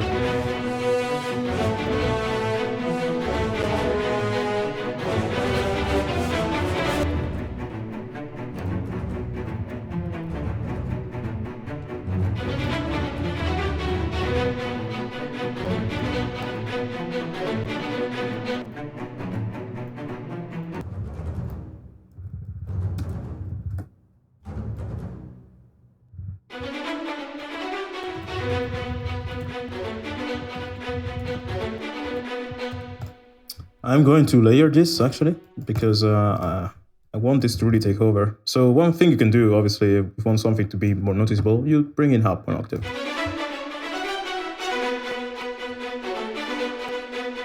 But what I can do here is actually, oh wow, I'm getting so many ideas. So, oh my god. So I'm just gonna leave that there for now, and I also want to do like an arpeggio with the piano if it allows me to do it. Where's my piano? Oh, it's the piano not playing anymore. Oh, I muted it.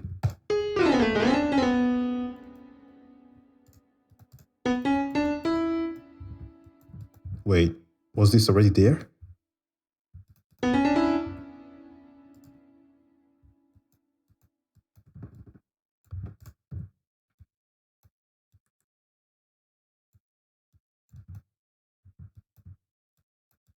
So like,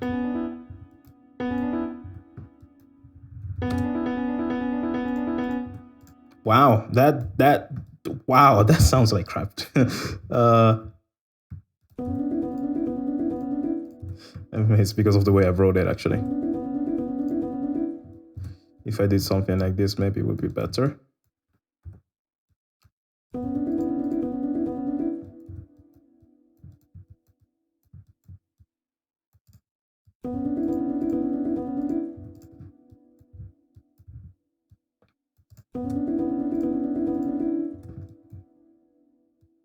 Or I could actually do that on violins. Or strings again. Let's do just that.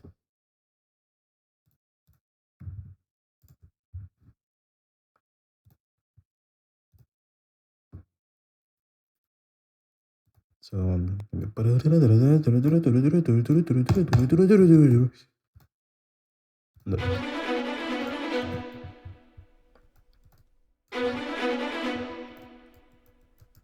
this is why people say that I don't write music for real orchestras, because it will be kind of hard to perform, I suppose. And they're kind of right, like I'm writing music for a computer now, so, you know, I just want it to sound cool.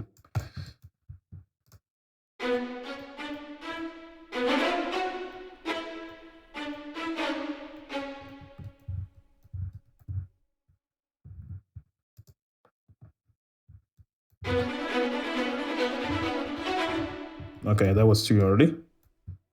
So here we have 2 more of these.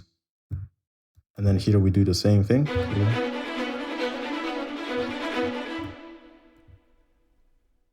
And here we go on a higher octave.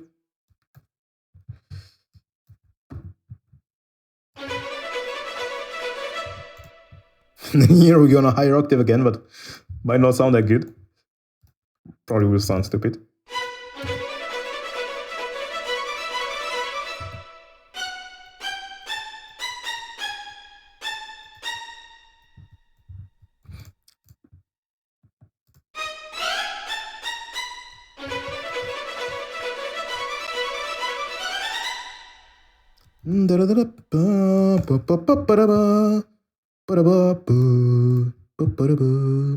Cool. Strings high 2. Strings high 1. And then this will have an expression that rises because I want it to come in like a riser. First, you almost hear it.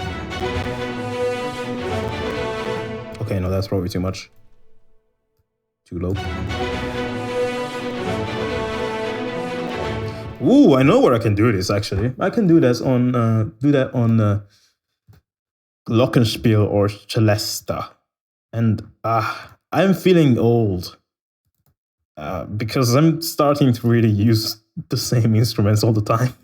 It's like when you get old and grumpy and you start to only listen to the same songs or same bands or only watch the same shows, never innovate. I'm getting there with music. I'm like, yeah, man, Glockenspiel and Celesta are my bros. I use them all the freaking time. And I'm not sure that's a bad thing, actually, because that is also style. Like when you have certain quirks, certain things that you tend to use in your music quite a lot, recurring elements, that is style too. But on one side, I feel that. On the other side, I'm like, man, we're getting old. That's why one of the things that accomplished composers who actually want to keep on innovating and being new, like one thing they like to do is to listen to music from beginners, because beginners don't have that. They just experiment with stuff a lot, and thus they have ideas that are quite interesting that we might not apply. I should probably do that more.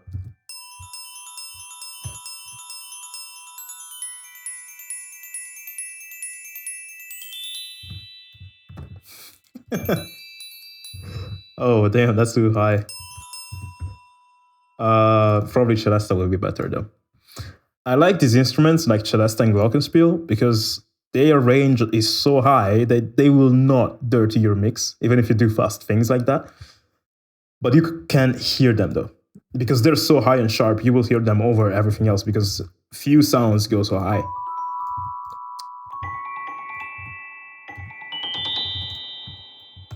Although the Kontakt factory library ones are a bit kind of muddy, so you need to be careful with that. So now I'm gonna have to tweak them a little bit. So you Glockenspiel. Wait. What the hell?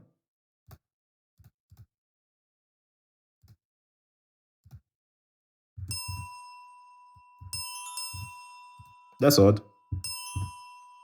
Oh, I see what happened. So this is on instrument 3 and that's instrument 2. So Glockenspiel.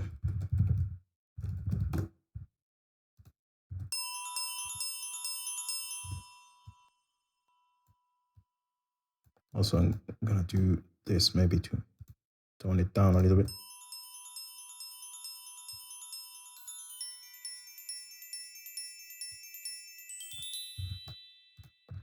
And maybe I'm actually gonna do this.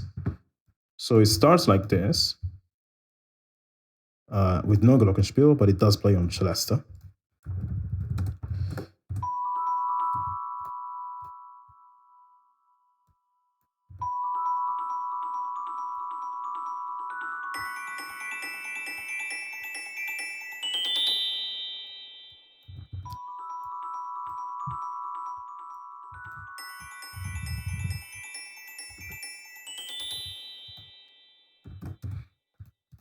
So I'm gonna send you guys to this bus, which I will call Twinkles.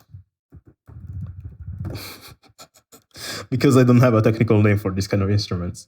They can be far in the room.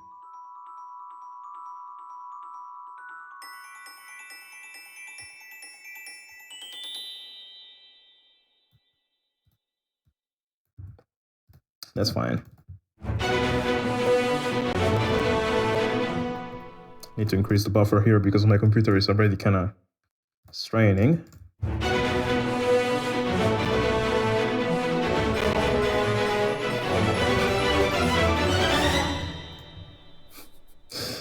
They are still too loud. I think the Celesta is the one that gets too loud at the end.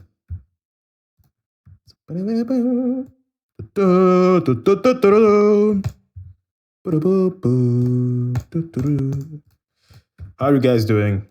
Do you have some... oh no, I'm not going to ask you questions because I take too much time to reply. But yeah, oh, you're chatting about stuff. Cool. I like to see composer helping each other.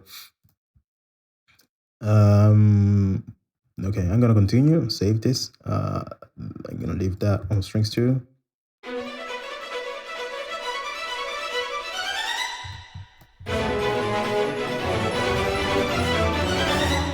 See, we added so many things that now this is barely Giorno's theme anymore, but it's there, it's there. People cannot say this is not Giorno's theme, it is. Maybe we need to enforce this.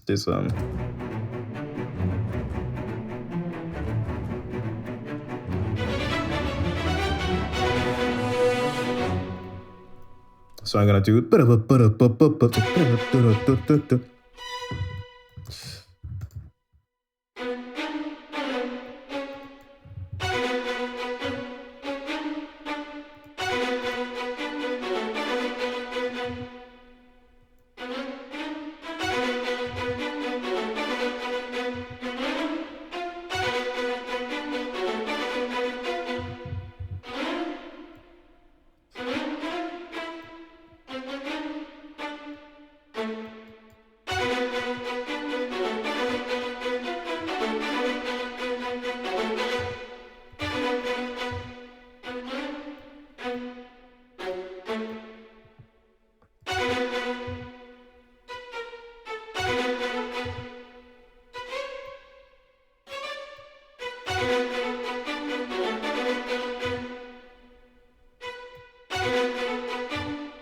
Oh my god, I'm getting lost.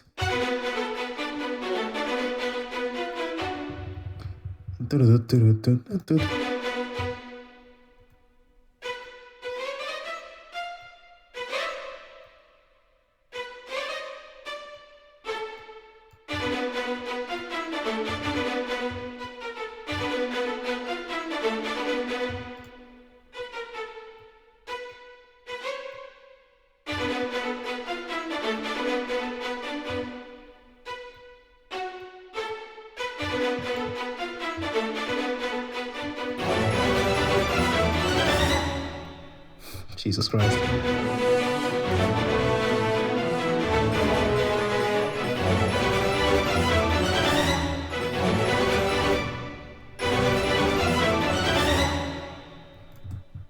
Beautiful. Let's add some more brass definition. And with that, I mean, let's add some brass stuff in the low end. I'm not sure if I want to like copy this. We could probably do the same thing that the basses are doing.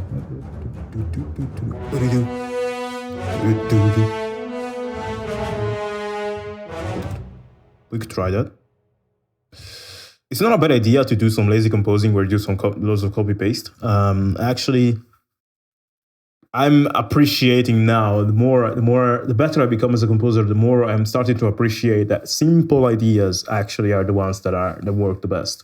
When there's loads of space in your orchestration in terms of notes, like this is already, well, it's not too cluttered, but there's already quite a few notes. Sometimes you can get very great orchestrations by leaving space in between instruments and not doing so many things in each instrument. Like a good example of that is, I think, Blackus, the Star Wars, The Rise of Skywalker trailer theme from Blackus. If you analyze the orchestration and stuff, I believe that you're gonna notice there's loads of gaps in between instruments, like in terms of the notes that they're playing, and also the notes that they're playing are not so complex. They're just, everything is in its right place. You have melodies, counter melodies, you have chords and bass lines, but it's not like there's so much clutter in every single instrument. So by copy pasting it, copy pasting like I do it now, it's not necessarily a bad thing. But I used to believe it was, but it's not. Actually, as long as everything is layered in a way that sounds big and cohesive and beautiful, and as long as the track is clear, then you really you have a good track, I think. God, these bass drum runs are so loud though. Jesus. I don't know if it's a thing. If it's a thing, are bass trombones louder than French horns in nature? I'm not sure if that's how it is, but is it like that? Because whenever I've read a track, especially with Metropolis Arc 1, and I'm using French horn and bass trombone, I always have to lower the bass trombones because they're crazy.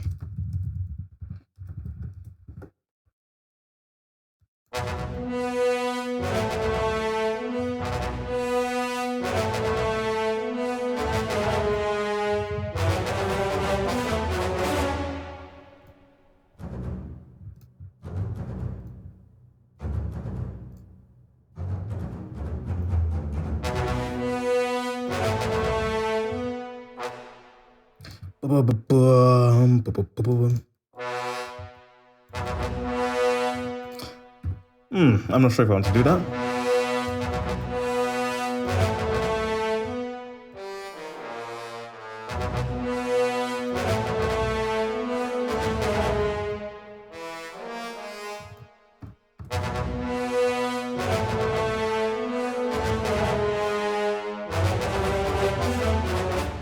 Just give me a second, guys.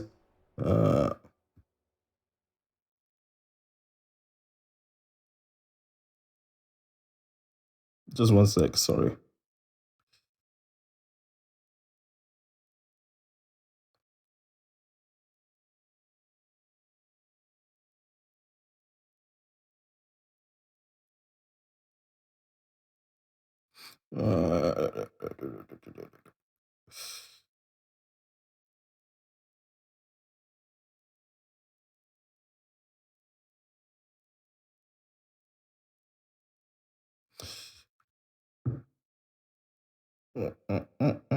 Jesus. Okay, so back to us. We don't need that.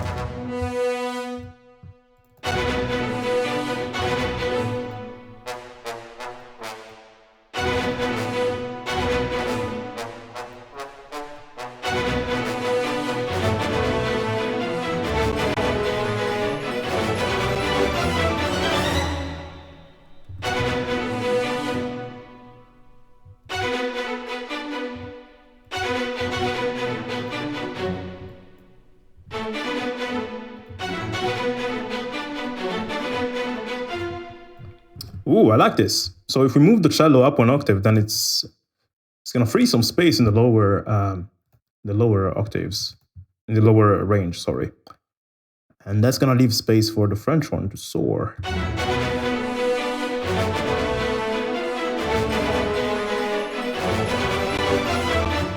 What I would do though is I would enforce these double basses in this second half, because with the French horn added and the bass trombone added, but mostly with the French horn, I think the basses kind of die out. So I'm gonna add this layer to match them and to make this second half feel more epic than the first half. So here, this is arc 1. This is the arc 1, no strings.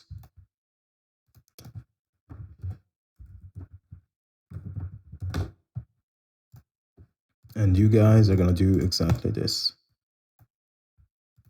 And then I'm gonna do spiccatos. And I'm gonna do, yeah. Oh, I need to link this too.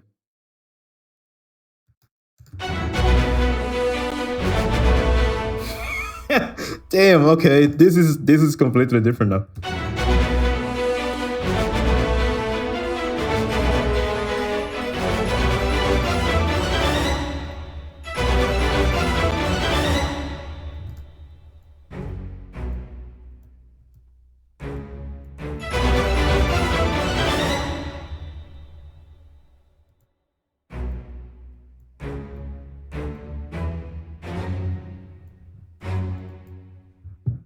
Okay, there's something I don't like in these notes, but I'm gonna fix that later. Now I'm wondering what I could add more. The celeste is freaking insane, by the way.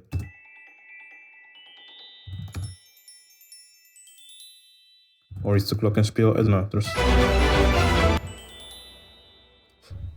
Gonna fix that eventually. What could I add? I know what I could add. I'm gonna use Metropolis Arc 3. And I need to make a video about this library. I still haven't used it enough to actually like make a video about it.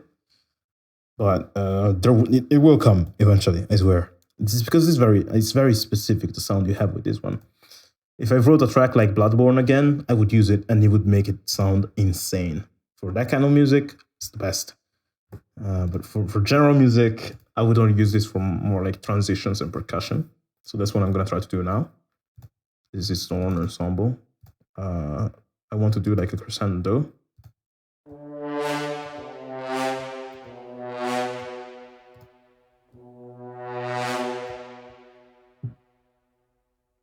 And it's beautiful for transitions because you have so many notes, like for example, there's this flutter tone, and this other flutter tone, and you have the crescendos. I think there's also like clusters and stuff. Like there's a whole patch of cluster, this one.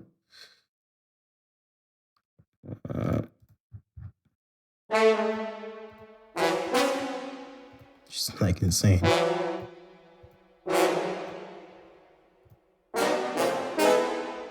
You know, you don't get these sort of sounds with the other libraries normally.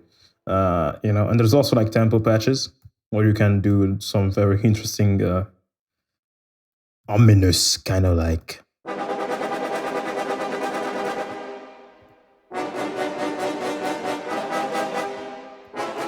This kind of reminds me of one wing bench up. Dun, dun, dun, dun, the thing there. Anyway, that's not what I want to do. I would just want to do some crescendos. So I'm just gonna purge this. I'm gonna go on my Metropolis R3 patches. It's like horn shorts. I want to do a medium crescendo.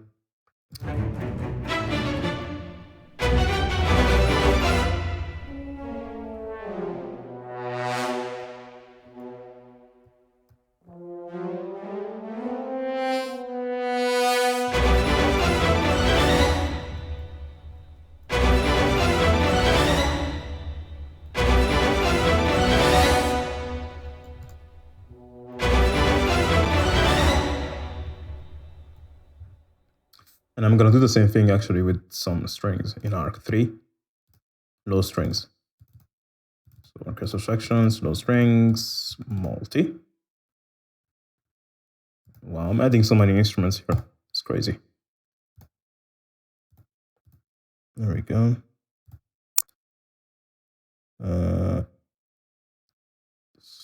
This one.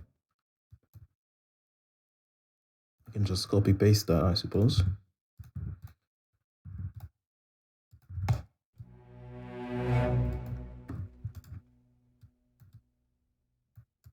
Okay, that's the lowest note we can get to.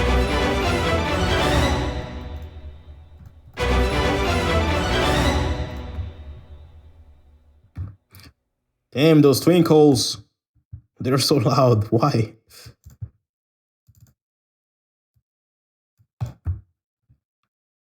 Okay.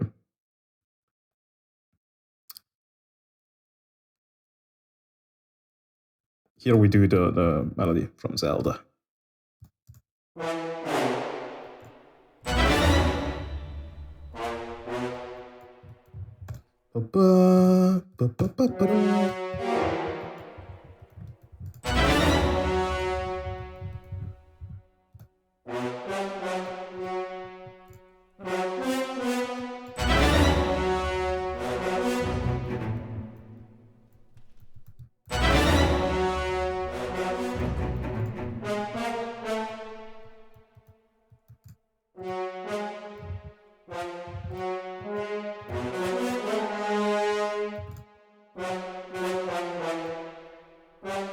In this part, I'm gonna let the French horn, the brass, really take over, and the string is gonna work as a background instead. Where here was the opposite, where the violins were leading.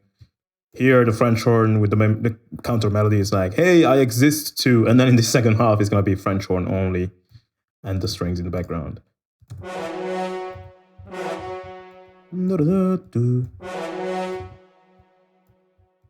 But what if I used Metropolis Arc 3 for the brass in this section? So I did this. What if I did that with Arc 3? Because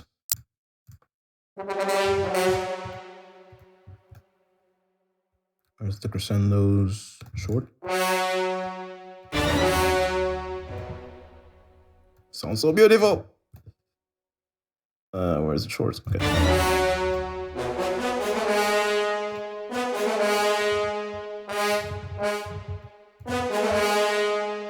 That's crazy. This library is freaking insane, guys.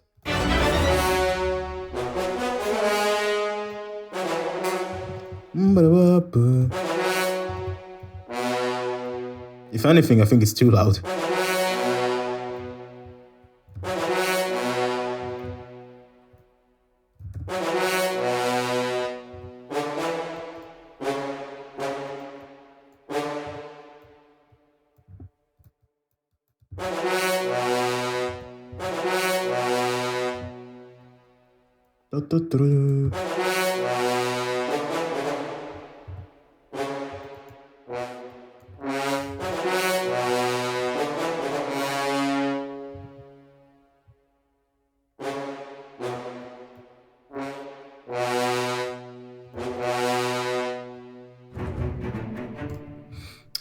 How did it continue on the piano?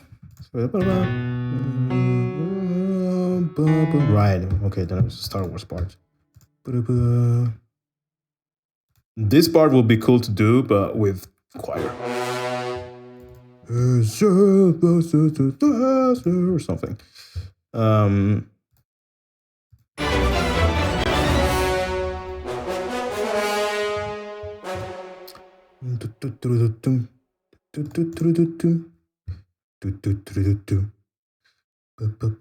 So where's the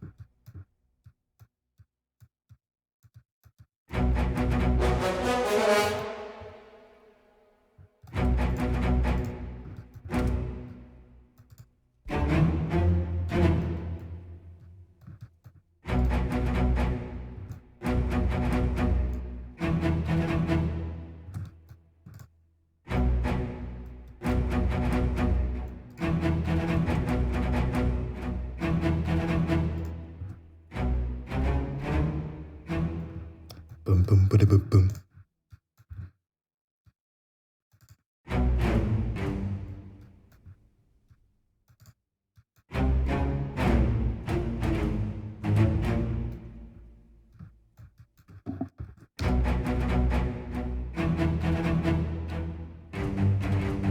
Oh, that's wrong.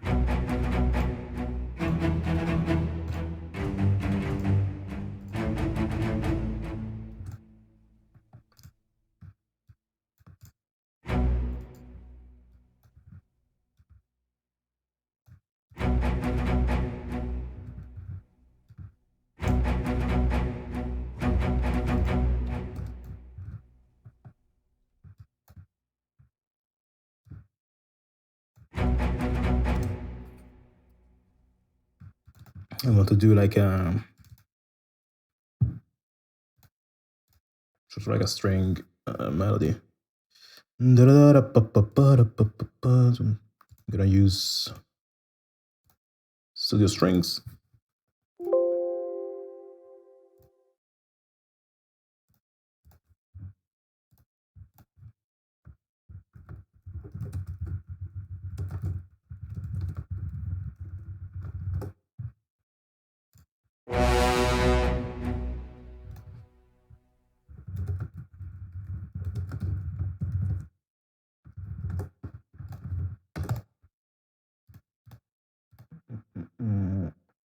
And I'm able to load all these libraries, not because my computer is a supercomputer, but because I'm using the purge function.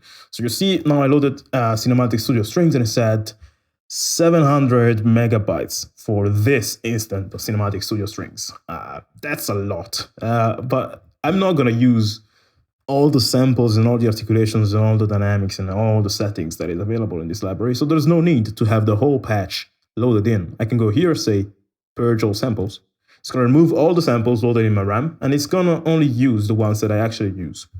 So the notes that I use now, they're going to be loaded in my RAM. All the other notes I'm not going to use from that patch are not going to be in my RAM. And you can do that for every single patch in your Kontakt by going here, pressing purge all samples, or update sample pool. If you pick update sample pool, it's just going to remove all the notes you don't use, and it's going to keep the notes that you do use. So it's kind of the same thing. Okay. Now I wanted to write a counter melody, but I think I messed up with the rhythm.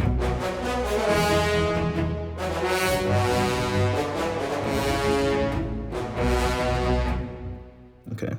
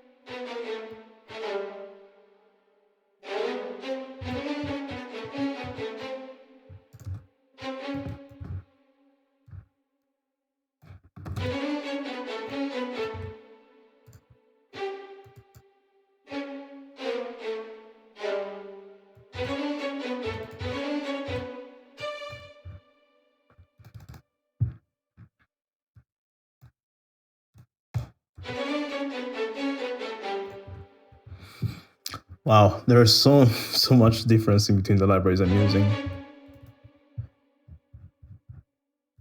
Maybe I should use that. I should do that with Metropolis Arc 1 again. And I already have an Arc 1 patch opened.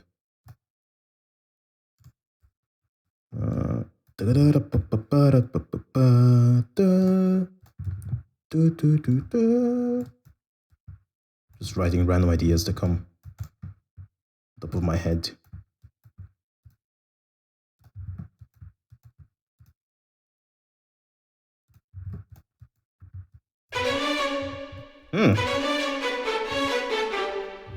Yeah, now we're talking. I've been spoiled by this library.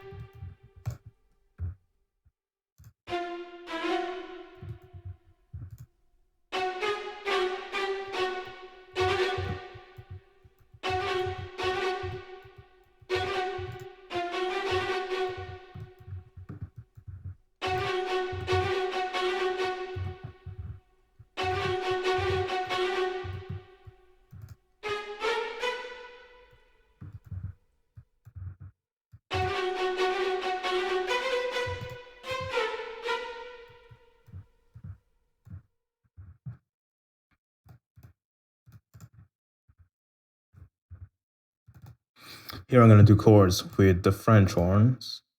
I'm going to use, for the reason I mentioned before of like the mismatch of sizes of orchestral instruments, where you use a full brass ensemble compared to a French horn patch. I'm going to have to now, that I want to do chords on my French horns, I will use the French horns A3 patch instead of French horns A9. because A3 is like just 3 French horns, but 9 French horns is 9 French horns. So if I write a triad with A3 patch, I'm gonna end up having 9 French horns playing that triad. If I write the triad with an A9 patch, I'm gonna have 27 French horns playing that chord. So that's the reason why you might want to like use one patch or the other sometimes. But who knows? Maybe it doesn't sound that good with 9 French horns, and it's gonna sound better if I write the chord with 27. Who knows? So I'm just gonna try.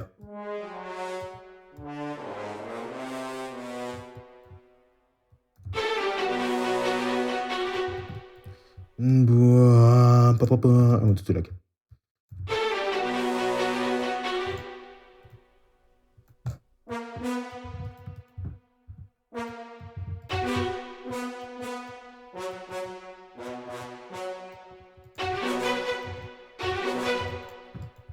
And here I do like a crescendo maybe.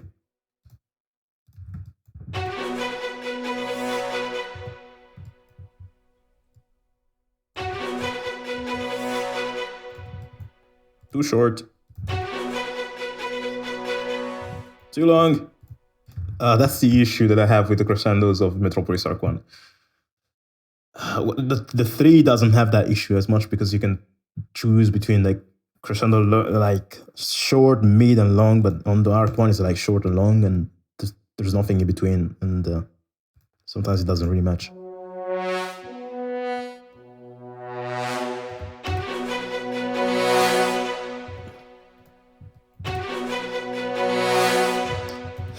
Although I cannot even do that because there's such a difference in sound. So I could probably get around it by doing something like this. Like here I do a crescendo short, and here I do like a marcato.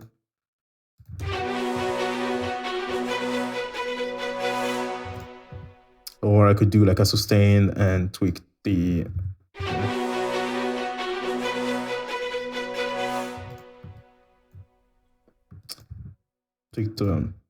dynamics, but I'm not very convinced about that compared to using a crescendo. But you gotta do what you gotta do. And then you have people telling you, the French horn doesn't sound realistic enough. And like, yeah, I know. Don't tell me. No, it doesn't sound realistic enough. Yeah, but I don't need to hear that. Yeah, and the percussion sucks too. It's like crazy. When you publish stuff on the internet, people just do this sport where they have to point out the things you could have done better, and you are well aware of those things.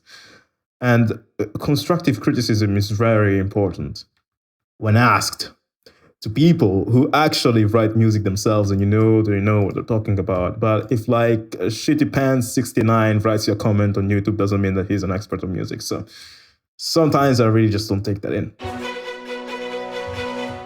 And I don't like that affect me. Like, I know people are gonna try to criticize this specific French horn part. My job, I suppose, here is just make it as dope as I can possibly make it, but there's a limit to that. So, at a certain point, you just move on. Yeah.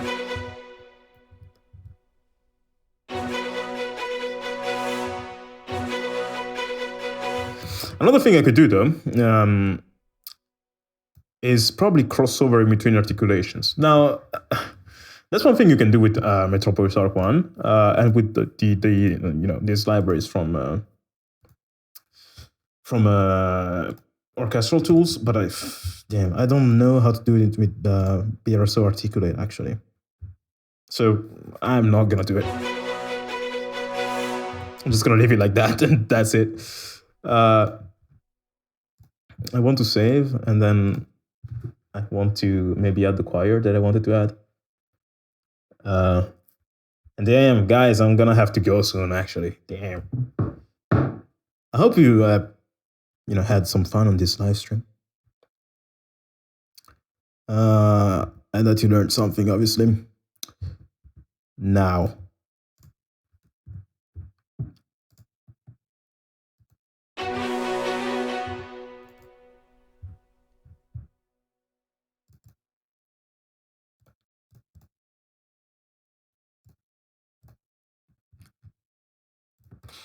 maybe let's add some harps.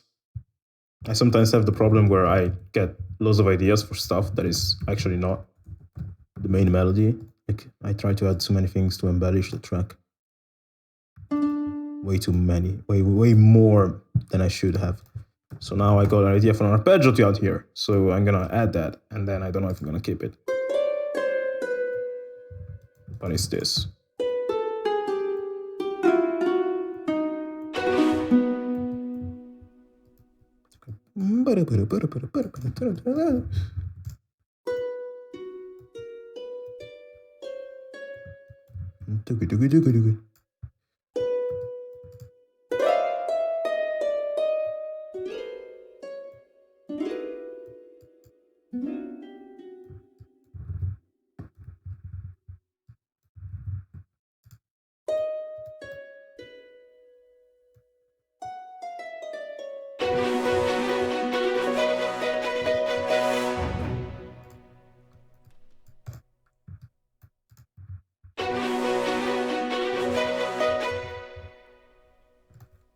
I think the harp can go with the twinkles.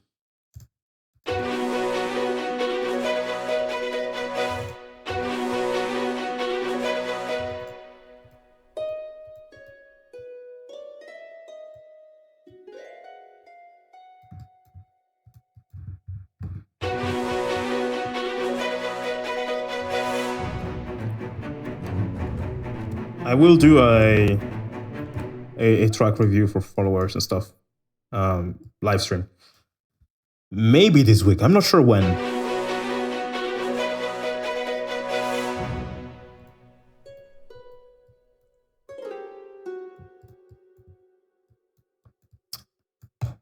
I want to like announce it before I do it, but I'm very bad at like keeping a schedule and just because every day I wake up and like, okay, there's this I could work on, and this and this and this. There's so many things I could work on. Let's pick one and just do it. And I don't do well by saying, hey, I'm gonna do the stream this day on this hour or whatever, because it's just so random. So I'm not sure if I'm gonna plan it and announce it, but I'm gonna do it soon. I'm gonna do the stream where I review your tracks.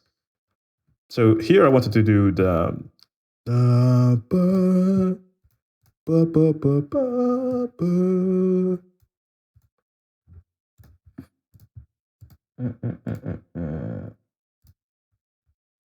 I'm gonna use Oceania, which, by the way, guys, Oceania is this choir library I love to use.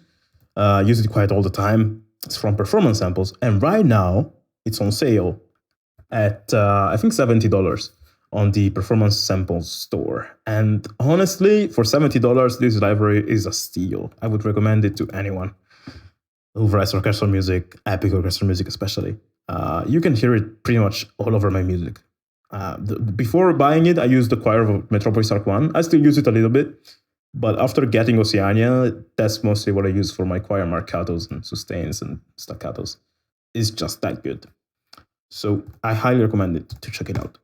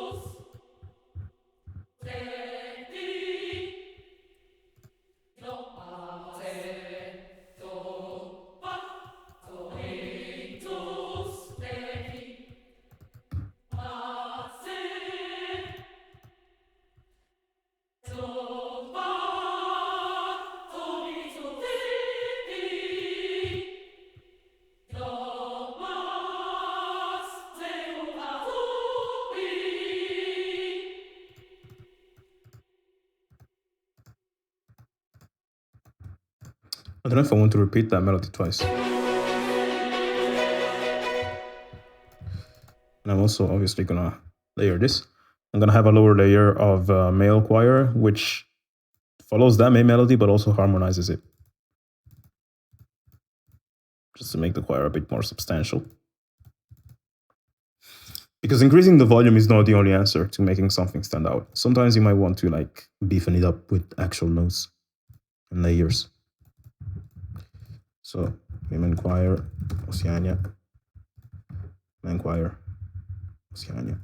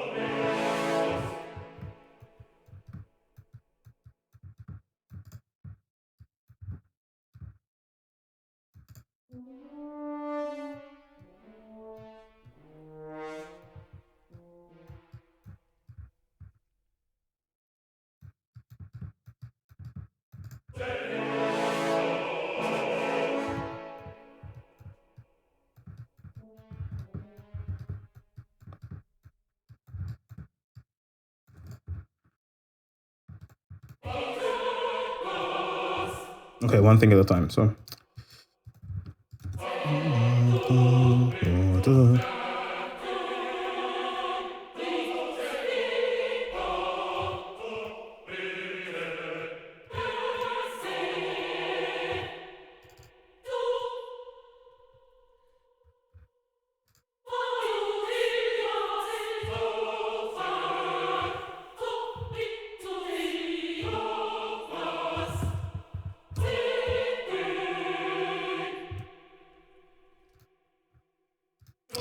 What came after Star Wars? Kind of forgot. All right. No, wait.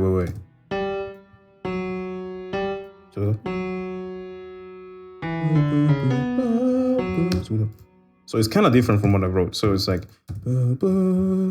wait, where are you?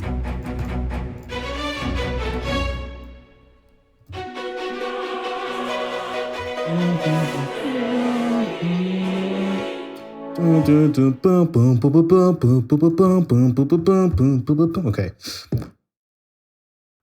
Beautiful. Let's do that.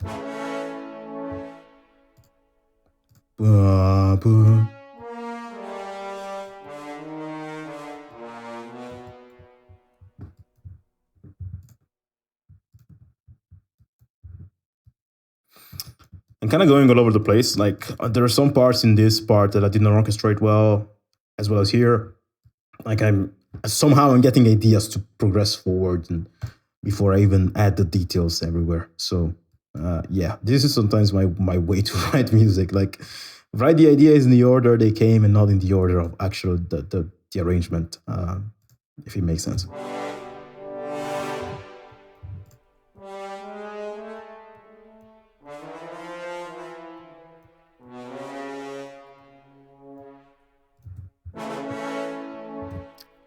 So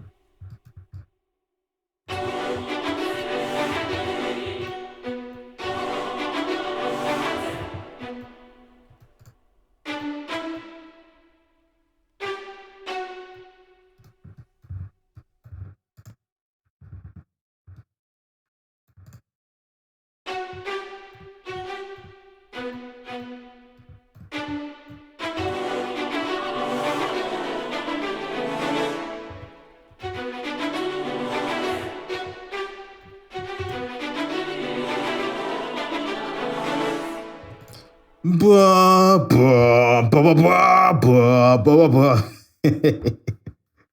Nice. Uh, yeah, I'll take care of that next time, I think. Now I want to like, yeah, let me save this first.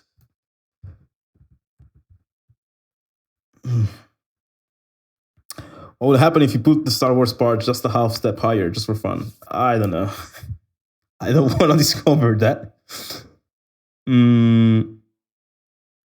Okay, so I'm gonna play the whole thing. For those of you who missed it so far, this is not Star Wars, and not Game of Thrones. It's everything together. I need to add details everywhere.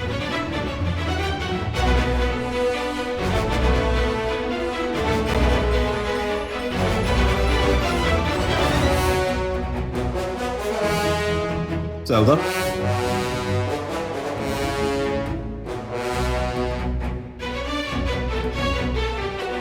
Star Wars. Sorry, Game of Thrones. No, Star Wars. Game of Thrones. Yeah, kind of thing. I'm trying to I'm trying to write this track that is an arrangement where I keep on switching motifs and melodies based on famous melodies from famous games, animes, TV shows, whatever, films, just to give like a brick wall of nostalgia in the face of whoever listens to that. And yeah, there's gonna be way more than just Star Wars and Game of Thrones. But yeah, damn, I have to go very soon. That's a problem. But wow, this stream ended up being not so bad after all, was it? Anyway, I need to like add details to to this part.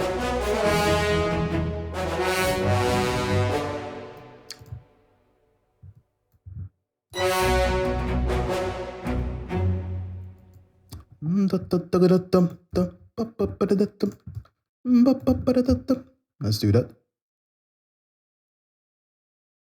With the high strings.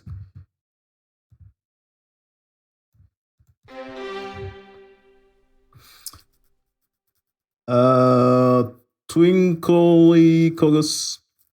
I think I'm changing key. I believe I'm changing key. I think so, yeah. But slightly, like it's not too crazy. But throughout this medley, it will there will be key changes, I think. It sounds too basic for your style. Yeah, I need to add details, a lot of details. This is just the outline. Was very fun and I learned some things too. Should definitely do it again. Yeah, that's cool. Good to hear.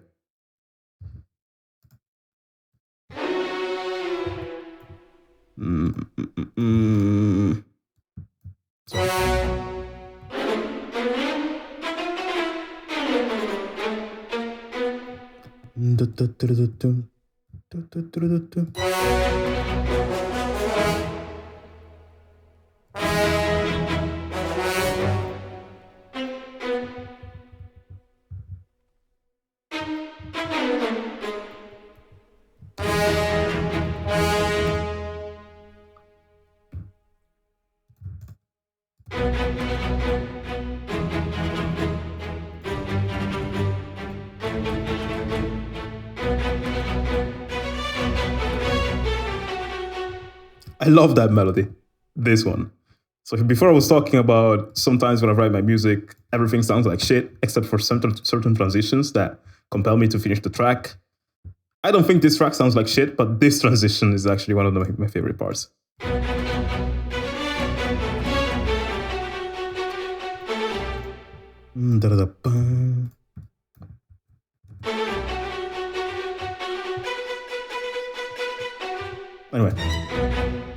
Anyway, so this is Giorno.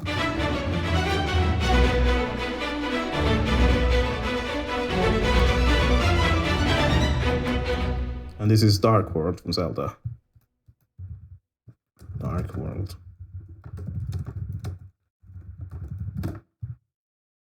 Ooh, I know a track that we could add to this. We could add The Higher Diredox. Higher Diredox from Mario. So this is kind of like, if you see here, this is the list of all the themes that I want to add, or the things that I would like to add. There's probably way more than 50 here. No, maybe not way more. Maybe it's even less than 50, actually. But there are a lot. And yeah, to write an arrangement with all these themes. Orchestrated. Crazy idea, but pretty fun. Good way to step out of writer's block.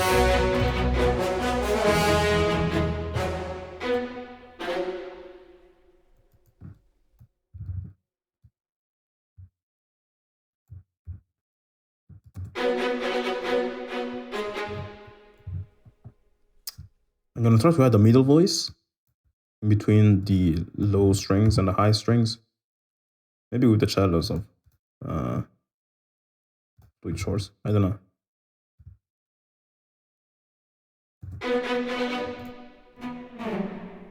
No, not with these guys. I don't know.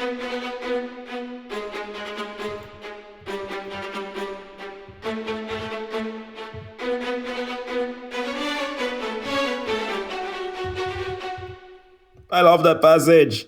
It's amazing.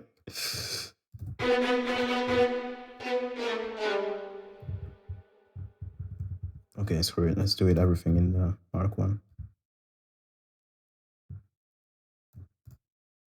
Oh, what happened?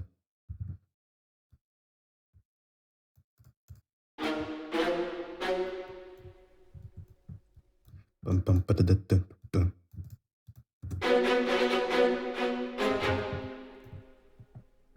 Do.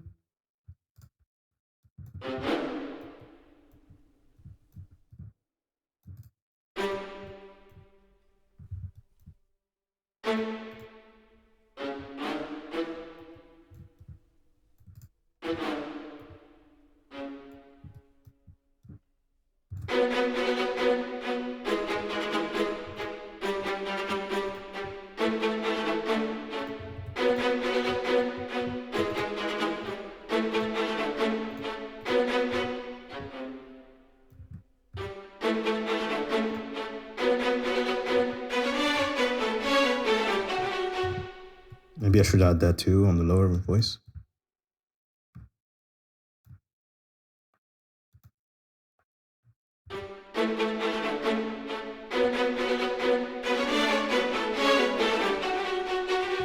Or actually, no, I'm not gonna add that. I'm just gonna make this a bit louder.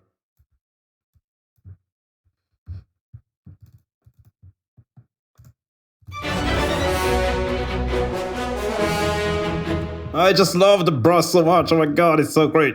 Ah!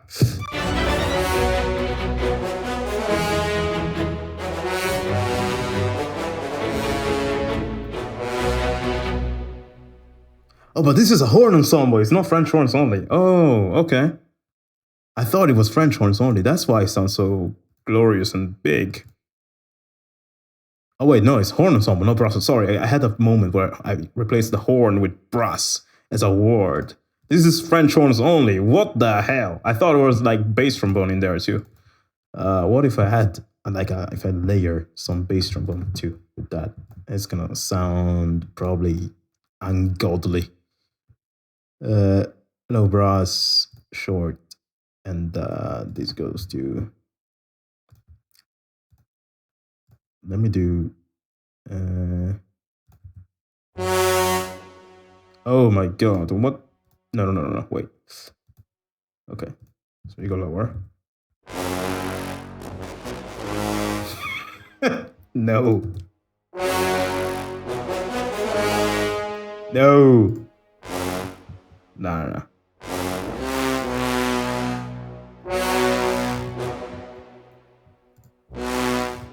It's too much.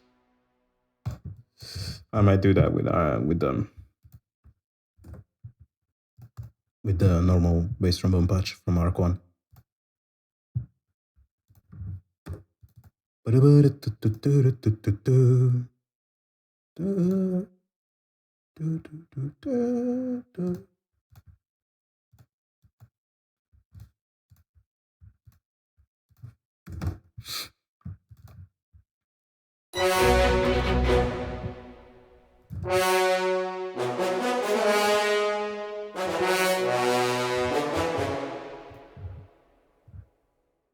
And also, I don't necessarily need to do the melody. I can also just follow the rhythm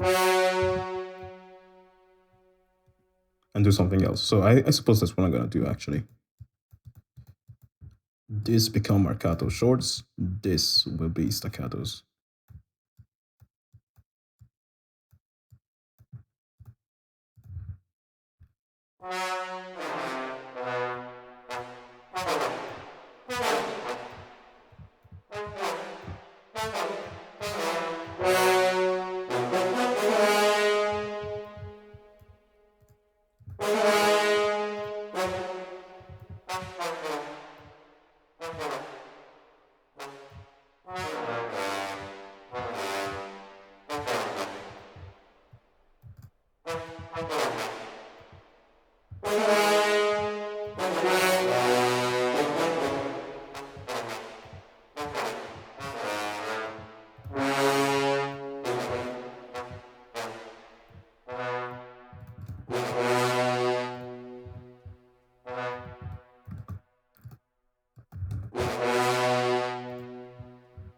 And here I will do like a crescendo with arc 3.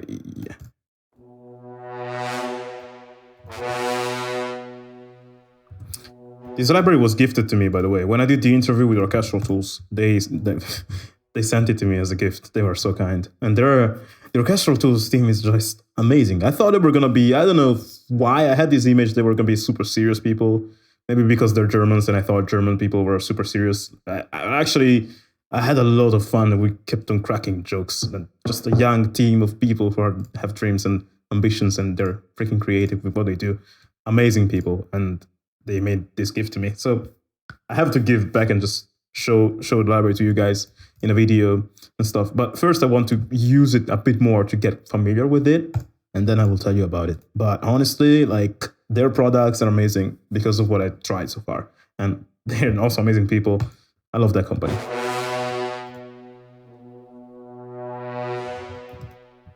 So here you do sort of like, no, that's too soon. That's too soon.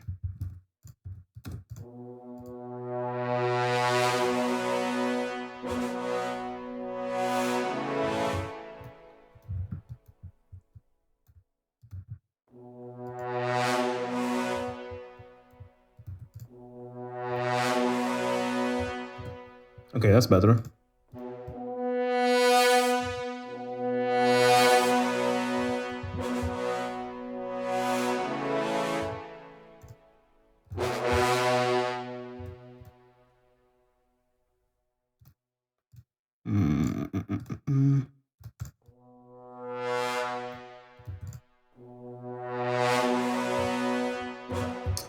Okay. Ah, damn, guys. I really have to go, actually. Sorry. I'm gonna have to cut this off. Yeah, I will have to. But first,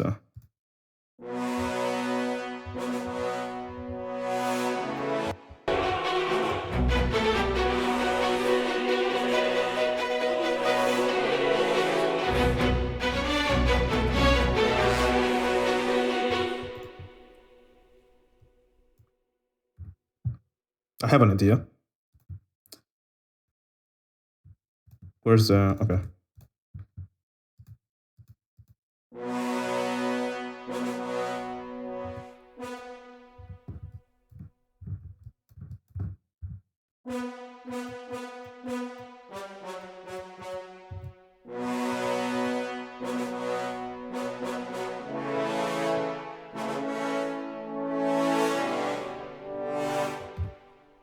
And also what I would like to have here is layered with the women choir, a muted French horn section. Now I'm not sure if I reduce the dynamics of this patch, I'm not sure if they're gonna sound muted. But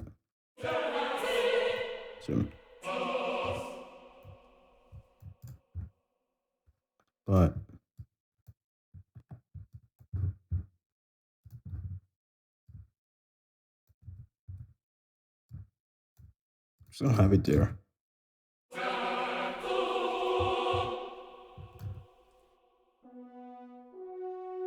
Yeah. No.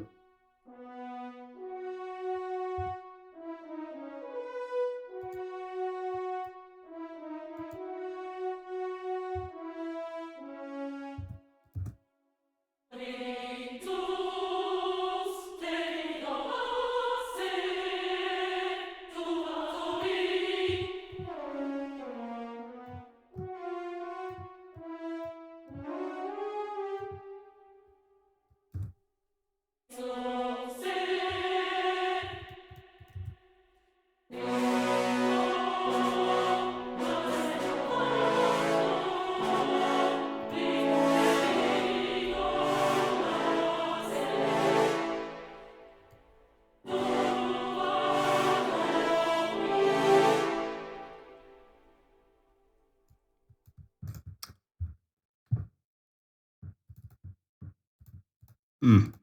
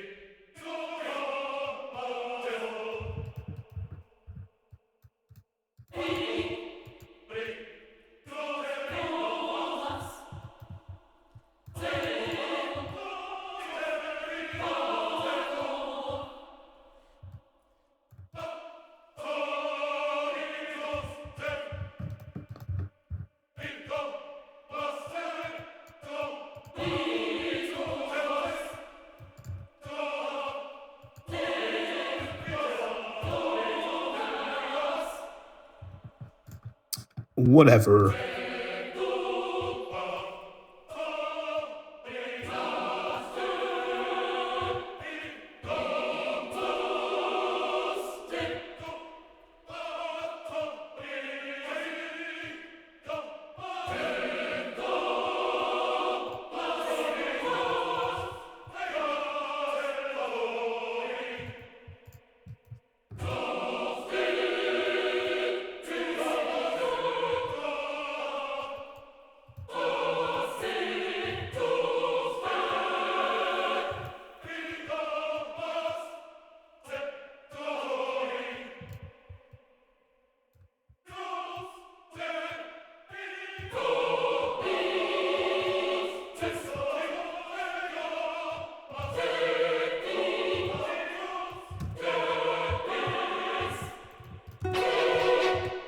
Let's listen to the melodic part only.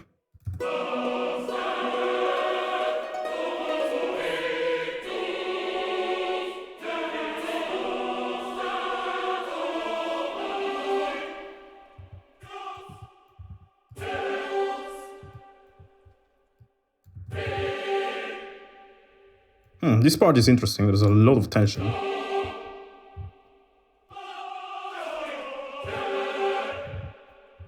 Probably doesn't make sense. Anyway, yeah, guys, I have to go now, actually. So what I'm going to do is we're going to listen to the... we're going to listen to the piano thing first. And then I'm going to listen to the orchestrator thing. And then I'm going to cut the stream. So just to listen to the work we did so far. But again, like, this is a medley. It's like...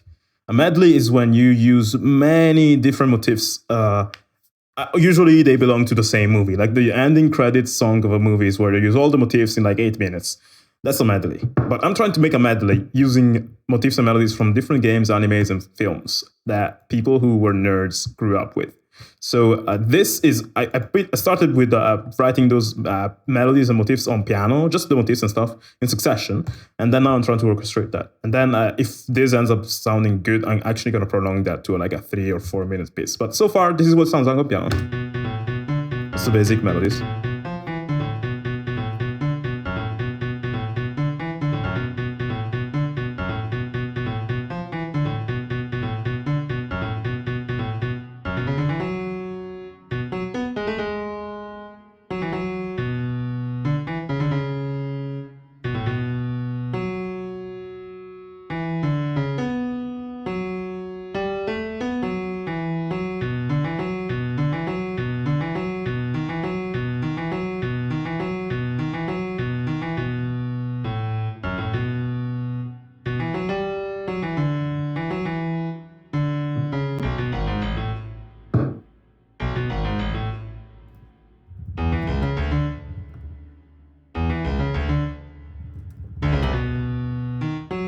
This makes me laugh so much.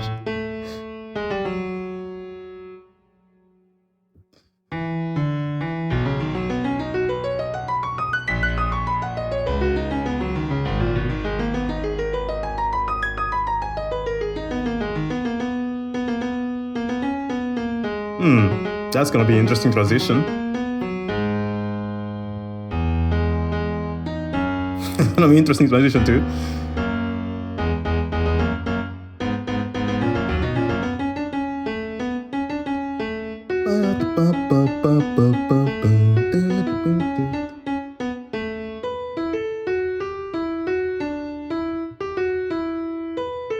Yeah.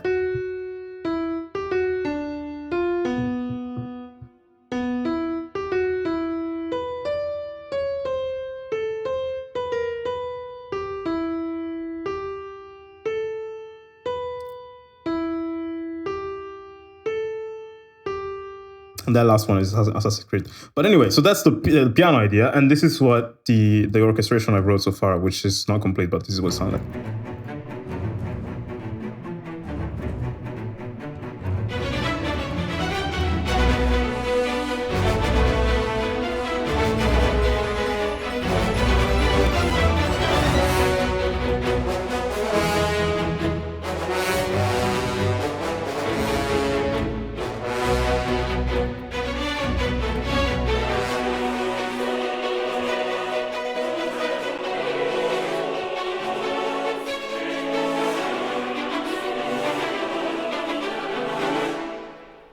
So that's where the Game of Thrones part is going to come. But first, before writing the Game of Thrones part, I think I'm going to orchestrate this better because there's no bass here. And this second half also needs to be orchestrated better. But I kind of like where it goes. And also this transition. Oh, God. Yeah, that's the shit. That's the reason why I compose, guys. Just to write transitions that are cool. So Star Wars. And here's going to be Game of Thrones. And from the piano to this orchestrated version already, you hear some passages that weren't there before. It's gonna be like that a little bit. Like it's gonna transform itself from what it was initially intended, or how it was initially intended, because certain passages between melodies don't really make sense. So you need to add transitions in there, and I'm gonna have lots of those. But anyway, guys, I hope this live stream was useful. I think I'm gonna leave this stream on YouTube because it's been kind of fun and cool. So yeah, I might continue this on stream probably. I'm gonna try to fit the parts in the Caribbean. But yeah, anyway, guys, it's been cool. Thank you for joining me. Actually, many of the ideas I added, like the melodies and stuff, were suggested by you. So in the chat. So this is kind of gonna be our song. You know, it's like the first time we do a collaborative, like in the sense where you guys give me ideas and I put them there.